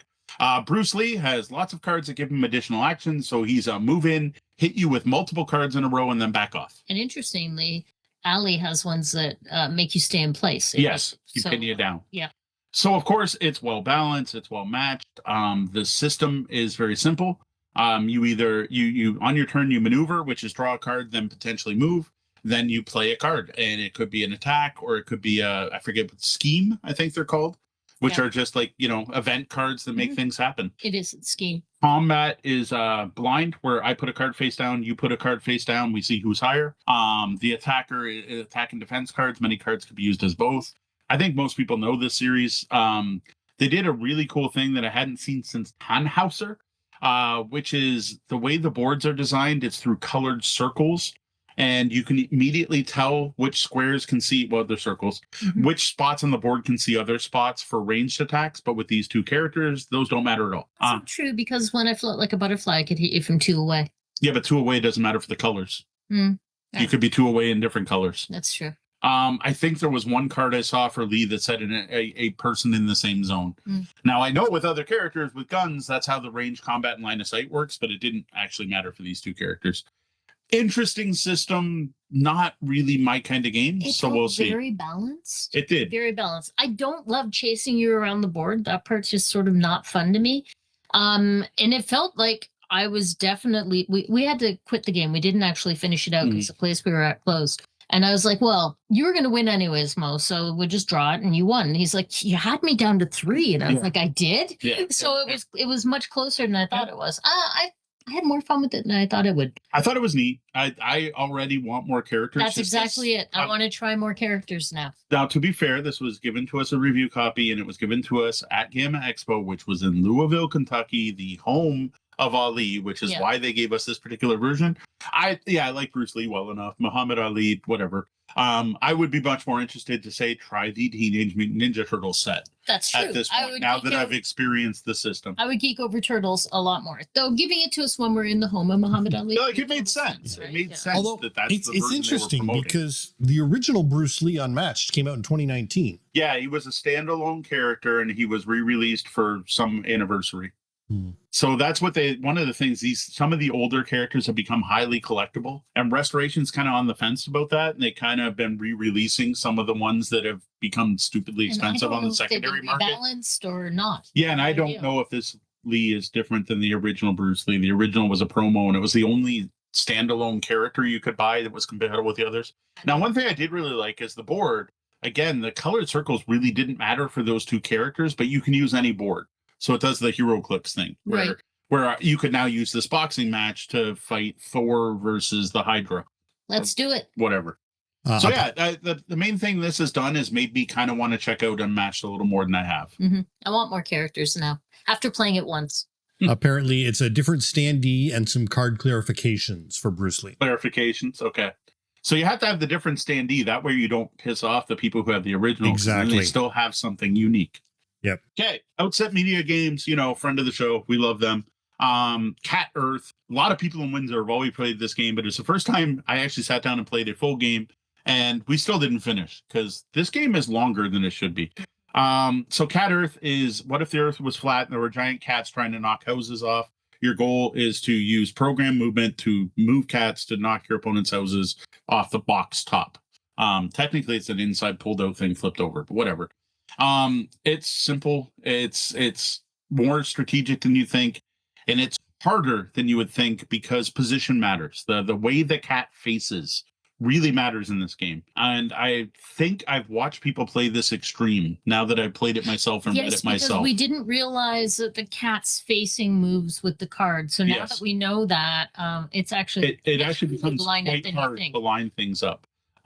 Neat game, neat concept. If you like program movement games, you'll dig this. If you like Robo Rally and pushing things around and pushing people into pits, you'll probably dig this. Right. Spoiler, I don't like Robo Rally. Yeah, exactly. The only thing I found is just I kind of wanted it to be a quicker, lighter game than it is. So now I have a feeling playing with more than 2 players is going to improve this game for me. So first off, I mean, most people are saying this is stupidly light, and that's the problem.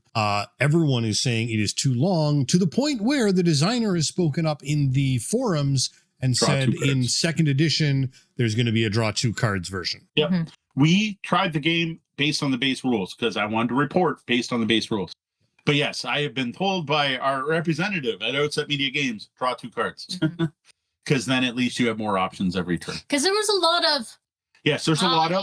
Draw a card. Your turn. I do nothing. I draw. You do nothing. You draw. I do nothing. I draw a card. I pass. And then you wait till you have 5 cards and you're going to have to discard and then you pull off a big move. It happened a lot. Yeah, and this thing is, it's getting rating bombed because of how slow and dragging it is. Yeah. That's really what's hurting the ratings. And to be fair, we brought it out to public play events, and that is the complaint we've heard the most. But we have found a few people that absolutely adored it. That we got it out to the brewery and they loved it and they played multiple rounds and are like, bring it next week, next month, please. So there are fans of this game. Summoning, it went over really well. The summoning. A lot of people played this game at the summoning and liked it.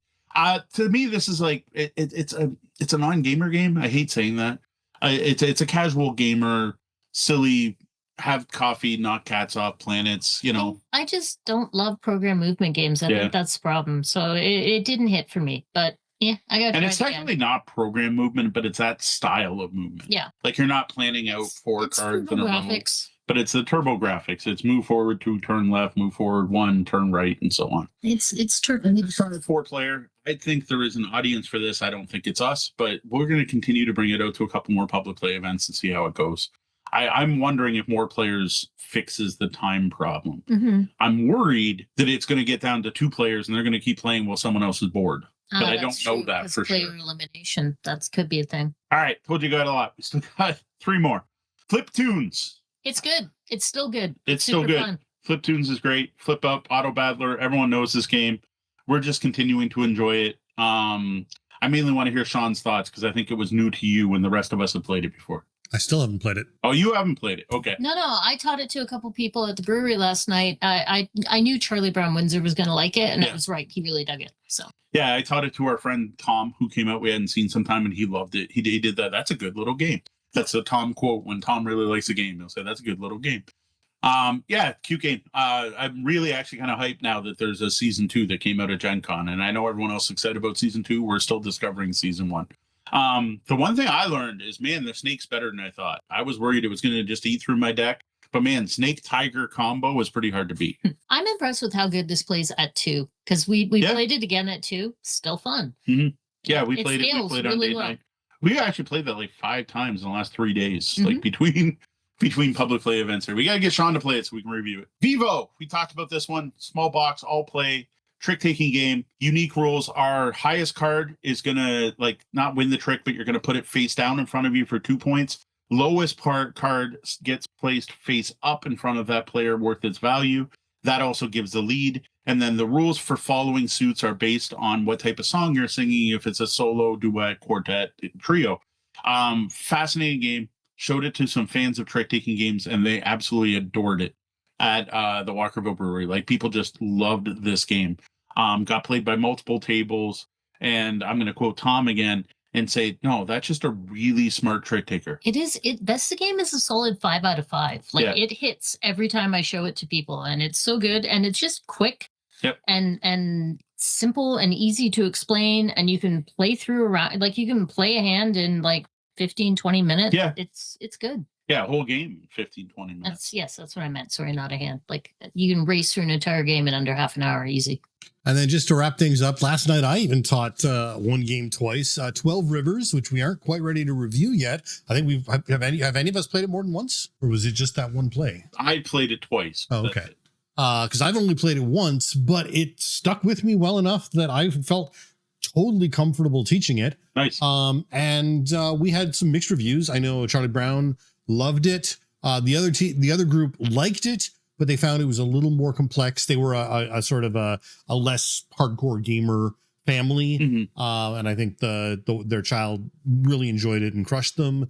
But overall, it wasn't quite, it was a little more fiddly than they were looking for. But no, I think 12 Rivers is a solid game. And the fact that I'm able to teach it means I don't know whether that's the theme connecting or just the way the mechanics flow together just works and makes sense. Yeah, it was a big hit. It didn't draw in people as much as I expected. I kind of expected to get set up and have the people walking by, but to be fair, it was one of our less attended nights last time because we had it on an off night, so we didn't quite have the crowds we usually have out. It's funny, if you see it from the back, it doesn't look like that's that. true. So it matters what side you're on. I didn't even realize they were playing 12 Rivers because you couldn't see it. Maybe that's it. We need to tactically let people set it up in certain parts of the bars so that people can see. You're only allowed to play here. Or no, you're going to play, but we're going to face it this way.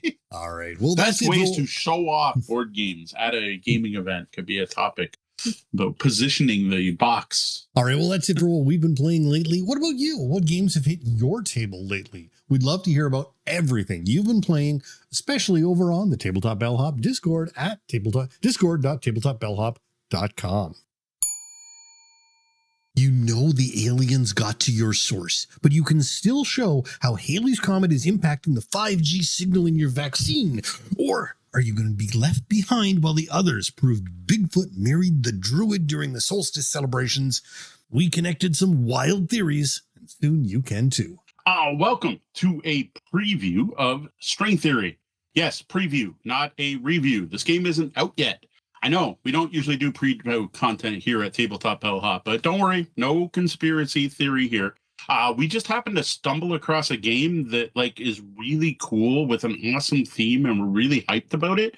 And the publishers met with us and they thought it was really cool too, and they were agreed to let us have a prototype copy of the game.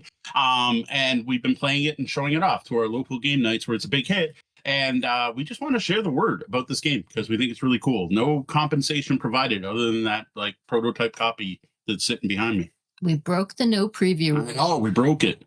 Now we're going to get so many emails from people. If you broke it for them. String Theory was created by Asya and Elliot Artskin Harriton along with Danny Artskin.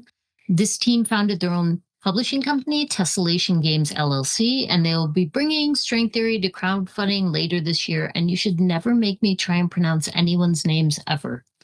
I figured you figured it out before. I should. And I don't know. It doesn't stay in my head. All right. Well, this conspiracy theory podcast theme board game plays 3 to 5 players with games going rather quickly, usually under an hour, except for maybe your first play. And you're going to want to set aside a bit of time before your first game to assemble everything. There's some construction required before your first game of String Theory, but it's something you only ever have to do once, as the components are designed in a way that they can all go back into the box without taking everything apart. So I got to admit, people get a little confused by that if they haven't seen it. So if you're going to let other people play your copy, just say, hey, let me put that away. Now, I don't like talking about components much during a preview because that's usually the one thing that changes from a prototype to when a game's finally published. But there's a couple of distinct things here that I don't expect to change too much.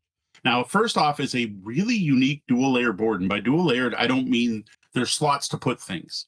Instead, you have a bottom layer of the board that is made up of 5 separate boards that have 6 pegs on them in 2 different colors. And you can rearrange those in any different way puzzle fit. And then you put the other board on top of that.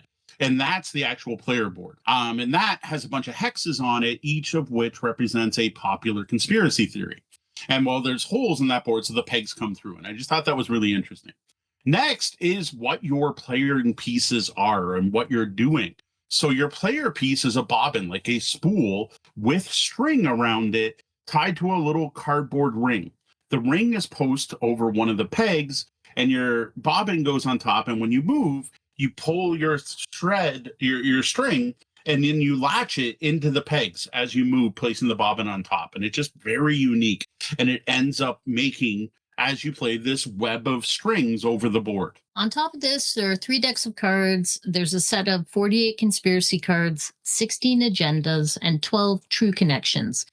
3 true connection markers, a microphone first player token, 6 different types of evidence tokens, and various sheeple tokens in different denominations. Now, setup of string theory is quick after that first building. Assemble a board, have everyone pick a color, and attach their ring and bobbin to one of the starting spots on the board. Grab an evidence token matching what's shown on the spot where you are. They should also each grab a hand of 4 conspiracy cards and a random agenda card. Someone flips over a random true connection card and places the true connection markers onto the 3 spots indicated on that card for later scoring bonuses. So the goal in string theory is you're a conspiracy podcaster and you want to collect listeners in the form of sheeple. Each term represents one episode of your podcast where you're going to play a card, make connections by moving your bobbin around and threading evidence and collecting evidence tokens. You then can spend evidence tokens to try to prove your theory, which will earn you more viewers and listeners. You're going to get extra points if you're able to follow the algorithm and complete your personal agenda, and by referencing each player's unique set of true connections during your show. How all of this works at the table is very straightforward. You play a card, you move your bobbin peg by peg up to 3 spots based on the symbols on the card played, threading your string through each peg as you go. You collect evidence tokens for each spot you stop at.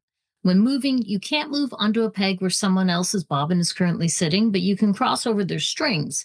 Thematically, this represents you referencing one of their episodes on your show, and then your opponent will get rewarded with sheeple for that. Now, after moving, you can prove your theory by discarding whatever evidence tokens match the symbols on the card you played to move.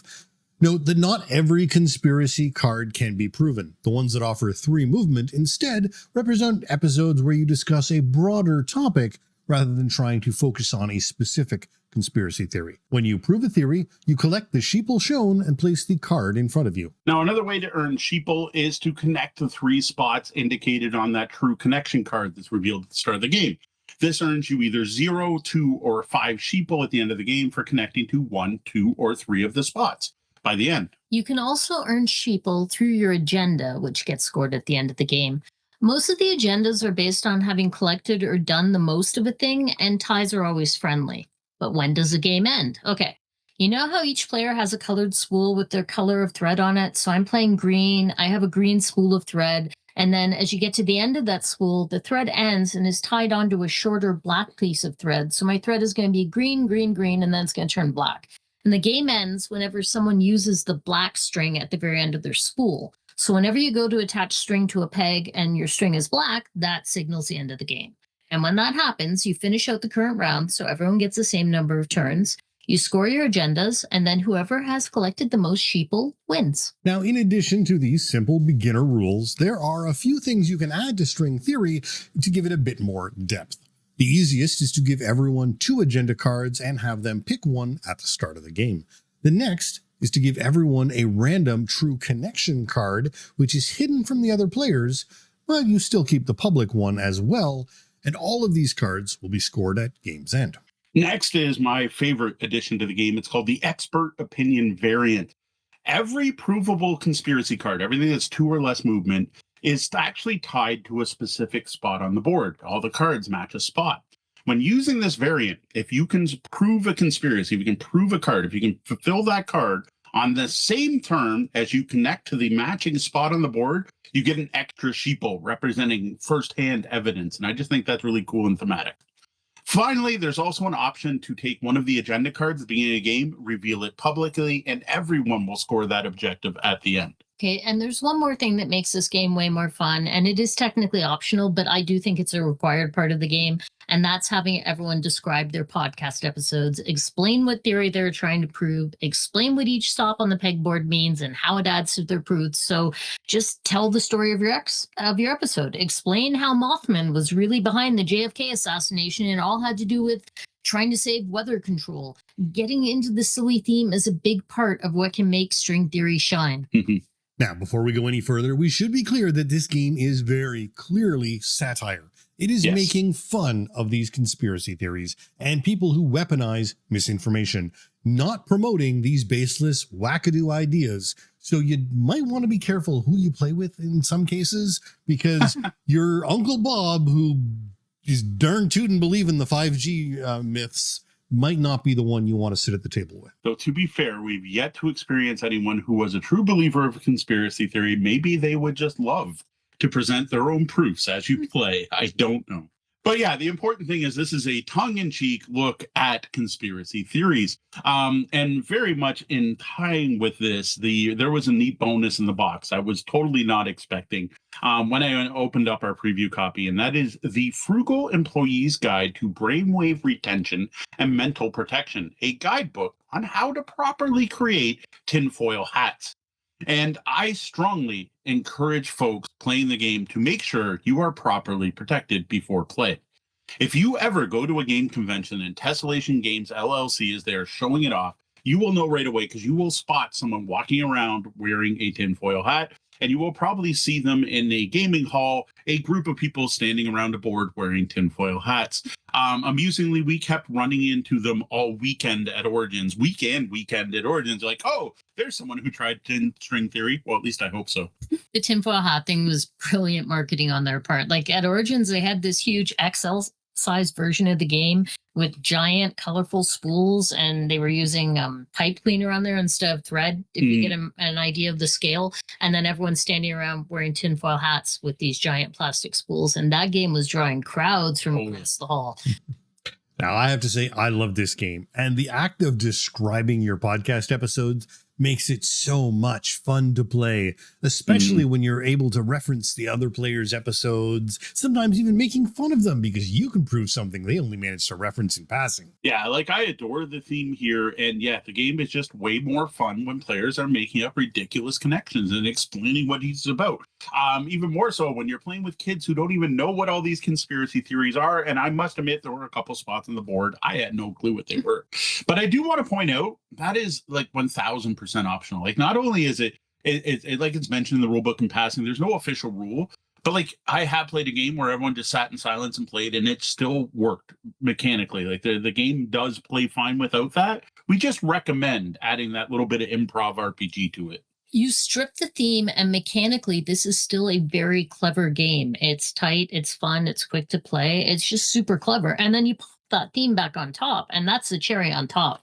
Yeah, and the mechanic of using your spool of thread just plays out so well and is such a thematic tie-in to the idea of those conspiracy boards you see on like TV shows and things. Oh, I love the thread thing. Like being able to trace your path back and using up all your string, having to give your opponent a bonus when you pass across their path. Like I love all of it.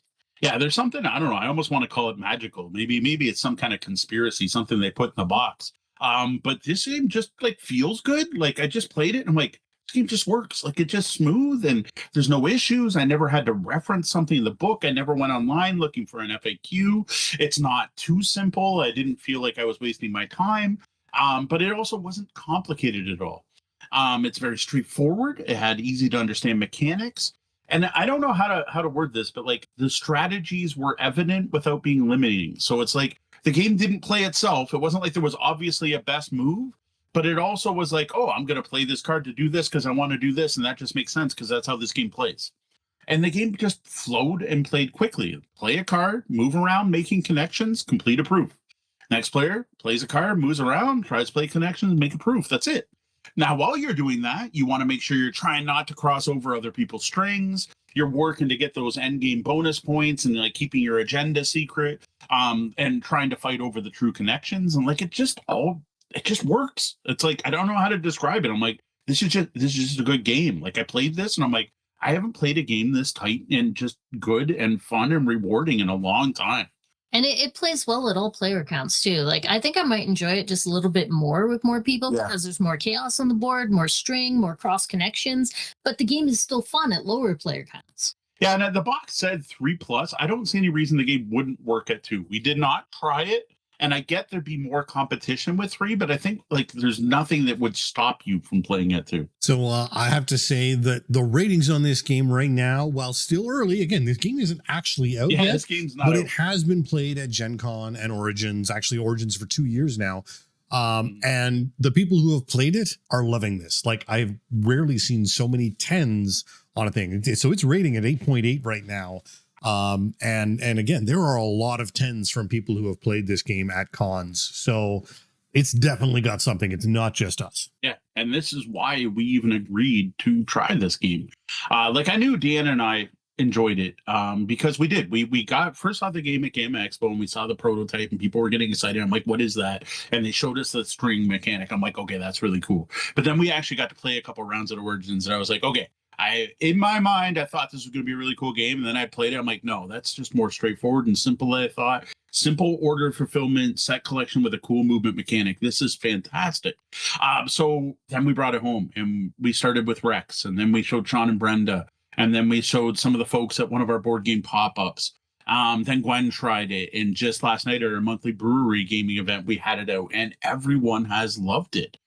Everyone we have shown String Theory to has enjoyed this game. Like last night, we're sitting there and we're getting ready to wrap up. We've announced last call.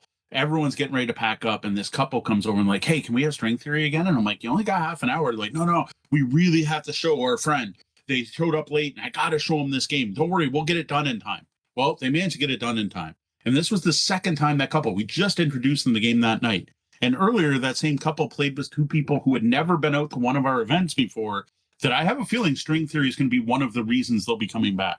It's super quick and it feels like a full game. Like when I saw the playtime listed on the box and it says less than 60 minutes, I thought that is going to be wildly off, but it's not. It's accurate, especially once everyone knows how to play. Yeah, with us and the kids now, we can probably hammer out a game in half an hour, even with telling some strange stories as we go. And for people who are interested in this game more, it's looking like October is going to be the drop date for the Kickstarter at this point. Is it going to Kickstarter? It was something I couldn't figure if it was going to be Kickstarter or Game Found or something else. It's going to be crowdfunding. I can't speak I was to which say, I don't know if specific it's necessarily crowdfunding. Kickstarter. So if you go to tessellationgames.com, you can sign up to be notified.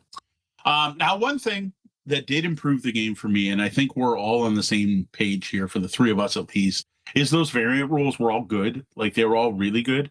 I strongly recommend if you are playing with folks even mildly into hobby board games, toss probably all of those rules in your first game. Play without them once. Like, don't try to overwhelm people. Part of what makes it really simple is like get the core loop, right? Like learn how to move and why you move and how the cards work. It does take a little bit to get used to the card you play is the one you must prove. Mm-hmm. I find that's like the hardest. Hard is such a bad term there. The most difficult thing for people to grasp the first time they play. Play without them once, but then honestly throw them in because like it really does add to the game. And then you get the thing where you're trying to predict where other people are trying to go or what their goals are. And it just made the game even better. Added a whole layer of depth. And yes, Kickstarter. There we go. So it is Kickstarter. I want to talk about how clever the board is for this. Like Mo talked about it at the top of the review. But physically, the board has all of these pegs that hold the string, right? So you have all these big, colorful plastic pegs sticking out of the board. And the board is in puzzle pieces. And then those plastic pegs attached to these gray underboard pieces that pop together puzzle style. And then the color board with all the great thematic art slides on over top so the pegs stick out. But then when you go to put it away, the gray puzzle pieces have the pegs attached, and then they have these cutouts in them so that the pieces stack with all the pegs lined up and sticking through, and it makes the whole thing fit into a nice, reasonable size box in ways I would not have imagined. Yes. And I just thought the way that they fit together and the way they stack, it is super clever. And I was amused because I had read somewhere that one of the designers' his day job is aerospace engineer. And I just thought, yeah, of course, an engineer would come up with this. So this is super clever.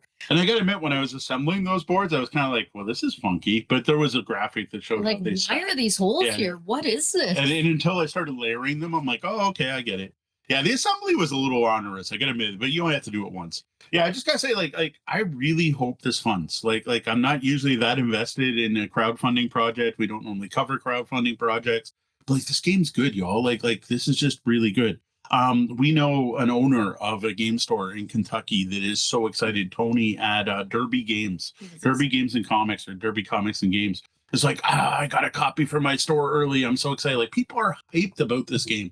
I fully expect it to fund, and I wish Tessellation Games luck. And the hype is well deserved. Yes.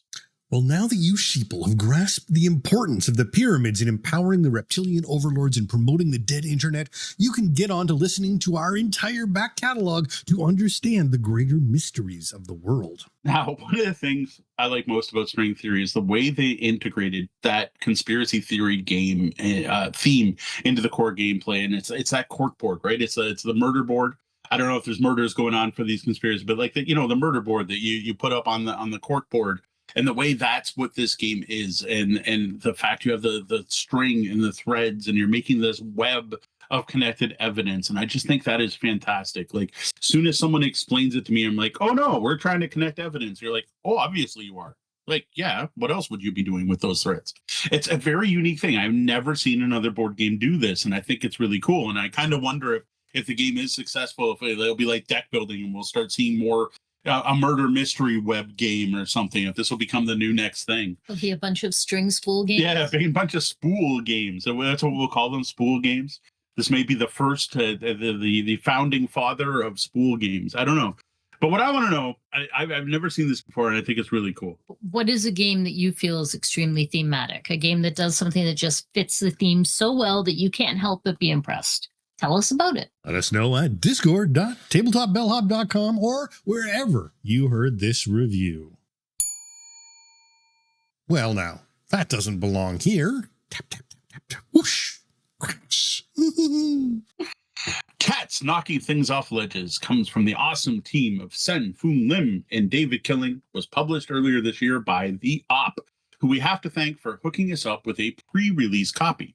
It's a 2 to 4 player dexterity game, while cats knocking things off ledges. And you can play it in about 15 minutes or less, depending on just how bad you are at dexterity games. More on the less side, the worse you are. I'm sure you folks have already guessed that this one is not for me, but I can't deny how cute and very thematic that it is. The box for Cats Knocking Things Off Ledges holds 2 different sets of thick cardboard platforms, both round and rectangular, and 2 different sets of wooden blocks for stacking the platforms on, both short and tall, plus a wooden set of cats and cat toys for each player color. The game also comes with 2 special tools that are used when playing. There's a set of wooden tweezers and a stick with a cat's paw at the end of it. Then there's a score tracker, and of course the rules, which are short, simple, and very well written. The cats and toys are adorable, though the toys are really teeny tiny, and you need to be careful because they like to disappear when they fall off the table. Well, you start the game by placing 2 short blocks with a rectangular platform on them in the center of the table. On your turn, you will add 1 new platform to the growing cat tree. You can add a single block of either size with a round platform on it, or you can add a rectangular platform using 2 blocks, which don't have to be the same size. Next, you will use the tweezers to move your cat to any empty platform, and then move one of your toys to that platform. Now you do one of the most thematic things in board gaming. You take the little batting tool and you knock the toy off the platform you just placed. Now your goal is for it to land on any other platform, and you'll score you'll score a point for every level it fell down, counted by the length of the short platforms. You're going to get a bonus point, though, if you actually have it land on a platform that matches the toy type. So the pizza lands on the pizza platform, the fish on the fish platform, and so on. When your toy falls too far and hits the table, you score no points. If you knock anything over during your turn, you also score no points. Ask me how I know. If you knock anything over at all, your turn is done, and then you just remove any platforms that are no longer properly supported or any supports that don't have platforms on them, and then it goes on to the next person's turn. If you somehow manage to knock everything over, and trust me, this is very possible, the game's actually pretty forgiving about it. You just create a new starting set with 1 short rectangular platform, and then it goes on to the next person's turn. Now, when any player reaches 10 points or more, each other player gets 1 more turn, and then the player with the most points wins. So you plays cats and knock things off ledges, and the game's called Cats Knocking Things Off Ledges. Yeah, it doesn't get really more thematic than that. There's a note in the rules from the designers where they talk about how their inspiration for the game happened from a conversation they had after hours, where the two with the two of them, they were just trying to find the answer to the question, what would a game be like if it was made by cats? And I've got to say, this is probably what a game would look like if it was made by cats. I mean, I'm pretty sure every cat I've ever lived with has played this game. Yeah. I'll start by saying I'm a dog person, not a cat person. So while the game was amusing as a concept between the theme and the dexterity aspect, this is not one I would ever ask to play. That's fair. Now I am a dexterity game fan, and I got to say this is super cute. The theme and the gameplay are approachable. Everyone gets it immediately. Like, you set the game up and you show them what happens. Like, okay, yeah, that's cats knocking things off ledges. The one that I love to see, the most amusing thing to me, is a little batting tool. I've never seen anyone just go and shove. They're always like tap, tap, tap, tap, tap, and then kind of jump when it falls, which just seems so cat-like behavior. This is a game where we just told you about it, and I'd set it up in front of you, and you will play one round and be like, yeah, that's cats knocking things off ledges. That's what I thought I would be doing in this game. It's a dex game. I hate dex games. I have no desire to ever play this game again, but I do love teaching it and sharing it with other folks, and everyone I've shown it to has seemed to dig it. And yeah, that little bat Yes. with the cat's paw, it's like an emergent gameplay thing that amuses the heck out of me, because at no point have I ever told people that's what you should do while playing this game, and yet everyone ends up doing that. Yes. Which is what cats do in real life. It is fascinating to watch. I have yet to see anyone use that thing and just shove or push. It's always tap, tap, tap, tap, tap. Now, in addition to being what's probably always going to be the most thematic game in my board game collection, there is actual strategy and tactics required to play this game well, assuming you can get past the initial dexterity of not just knocking your things over. And that's what won me over on this game and why it stands out, because I love dexterity games, but give me some choice during play, especially when I can make things more difficult for the next player or set myself up for a future term, and I'm all in, and you can do that in this game. Like, I love that. On your turn, you get to decide what kind of platform to add, its size, how tall you want to go, what you want to stack on, what pattern it has. So you're going to try to place patterns for toys you haven't placed yet, or place ones that all the other players have placed, because there's no way they're going to drop on that on the next turn. You might want to go really high to score points, but you also want to make sure there's a safe place for you to land. And while the theme is amazing, it's actually those decision points which made the game for me, where I'm like, okay, not only is it match its theme, there's strategy here and there's a game here. It's not just a gimmick. Well, you can place those toys that you've already dropped. You just have to use the tweezers to. It's definitely easier to place them from your table, which is why the strategy is I'm going to make you pull that pizza out. I think the fun part is when the tower gets super tall and someone can manage to score 8 or 9 points in one bat. I mean, that someone isn't going to be me, but it's still this big, fun, exciting moment. Yeah, as someone who can't build a single level in Rhino Hero successfully, this game just doesn't work for me. Yeah, that's fair. This is one of those games. Like, you have to like dexterity games like this. This is one of those games of bated breath and tension, big moments, and often laugh out loud mistakes. It's been a big hit at our brewery game nights. Our kids do enjoy it. They like dexterity games, but dexterity games aren't for everyone, to which Sean and Deanna can attest. I am not a cat, nor do I like to play one on game night. But with that review done, maybe it's time for a little catnap. Now, what I want to know from you folks, is there a more thematic board game than cats knocking things off ledges? Like, seriously, is there anything else where the mechanics are that tied to the theme so perfectly? Let us know by leaving a reply wherever you saw or heard this review. Send an email over to mo@tabletopbellhop.com. Or best of all, start up a conversation on our Discord at discord.tabletopbellhop.com. You're going about your day, having a snack, relaxing in a box, playing with some yarn, and then bam, snake. Nope, just a cucumber.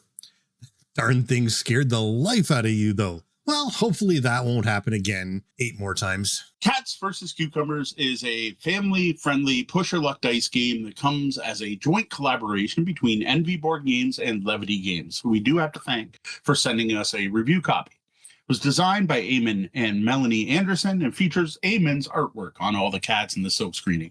Gameplay is 2 to 6 players, nice and quick, running maybe 30 minutes max, even at the highest player count. The components in Cat vs. Cucumbers are super, super cute, including silkscreen cat meeples, a cat tree first player marker, tokens for fish treats, yarn and pickles, a set of cardboard open boxes, a small deck of 9 lives cards, a set of 6 custom dice, and clear rules with lots of examples. Now you lay out the cardboard boxes in numerical order and give each player a set of 3 cats. Stack the 9 live cards in numerical order. Select a starting player and give them the cat tree and the dice. Now, each turn in Cats versus Cucumbers, you're going to roll the dice up to 3 times Yahtzee style, rolling any number of dice each time, but you're stuck with any cucumbers you roll. If you end up with 3 or more cucumbers, you bust and your turn is over. You get to collect a nice cucumber token, and you have to flip over the next 9 lives card. If it's a last life, you finish out the round so every player gets an equal number of turns. When rolling, you're aiming for 3 or more of a kind. Each set of 3 earns you a reward, and any additional dice showing the same symbol are going to give you a bonus. Each set of cats lets you move one of your cat meeple into the first box or move one of your cats already in a box to the next higher up box. A set of swipes lets you move your opponent's cats the opposite way, down a box or off the first box back into their supply. Now, a set of treat symbols lets you grab treat tokens. First one you have is 1 point, the next is worth 3, a set of 3 is worth 6, and if you get more than 3, you just repeat that pattern if you do multiple sets. When you get a set of toys, that lets you grab a yarn token. Each of these has some kind of ability, and you can use that immediately or save it for later. In addition to this, there are a couple of special combos, one for rolling each symbol and for getting 3 pairs. For these, you pick one symbol and collect the matching reward and then get to take another turn. Now, remember those cucumber tokens you get for busting? Well, they can be spent on a future turn anytime you bust. You basically get another turn. You re-roll all your dice, get 2 more re-rolls, and play through as normal. At the end of the game, players get points for what boxes their cats ended up in, added to their points for treats, and the player who has the most points wins. Dead simple. And one thing to note, that unlike Yahtzee, you are rolling 6 dice instead of 5, and 2 of those dice are different from the rest, which have a higher chance of rolling cucumbers and less chance of rolling cats. Something important to pay attention to if you are playing the odds. So, Cats vs. Cucumbers is a dead simple game, great for playing with kids and families, which is also could be a good filler for the end of the night or something to play while you're waiting for other gamers to show up. It's a pretty typical push your luck dice game with a few interesting twists. In addition to playing the odds, there are also some interesting decision points about how to move your cats.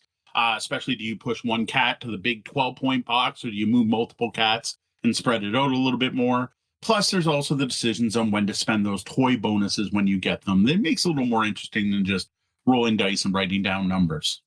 I've been introducing this to people at the brewery as Yahtzee Plus, and I think that's a fair category to toss it into. And I have to say, yes, category, perfect. And I have to say, some of the people that we've shown this to have really loved it. They've been begging us to bring it back out, have asked where to buy it, have said, hey, where's that cat game? I need to play it again.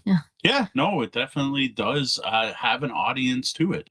Now, one thing I do want to warn people on is that swipe action is pretty nasty, and you can get kind of, if multiple people, you can target one player, you can be mean, and it's got that take that element. And in addition, some of the yarn tokens you can get also have effects that can be used against your opponents.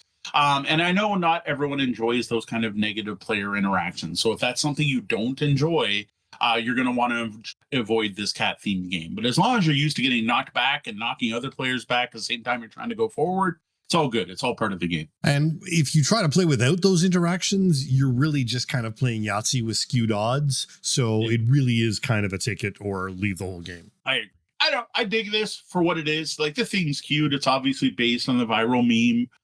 Like cats jumping away from cucumbers and pickles, and it's cool that we've got this one. I mainly like it for our public game nights. Like, this is one that is great when people don't know what they want. When they show up and they're like, I don't know what I want to play. And you're like, well, what games do you know? Well, I played Monopoly and I played Yahtzee. Oh, you played Yahtzee? Well, here, you'll probably like Cats versus Cucumbers.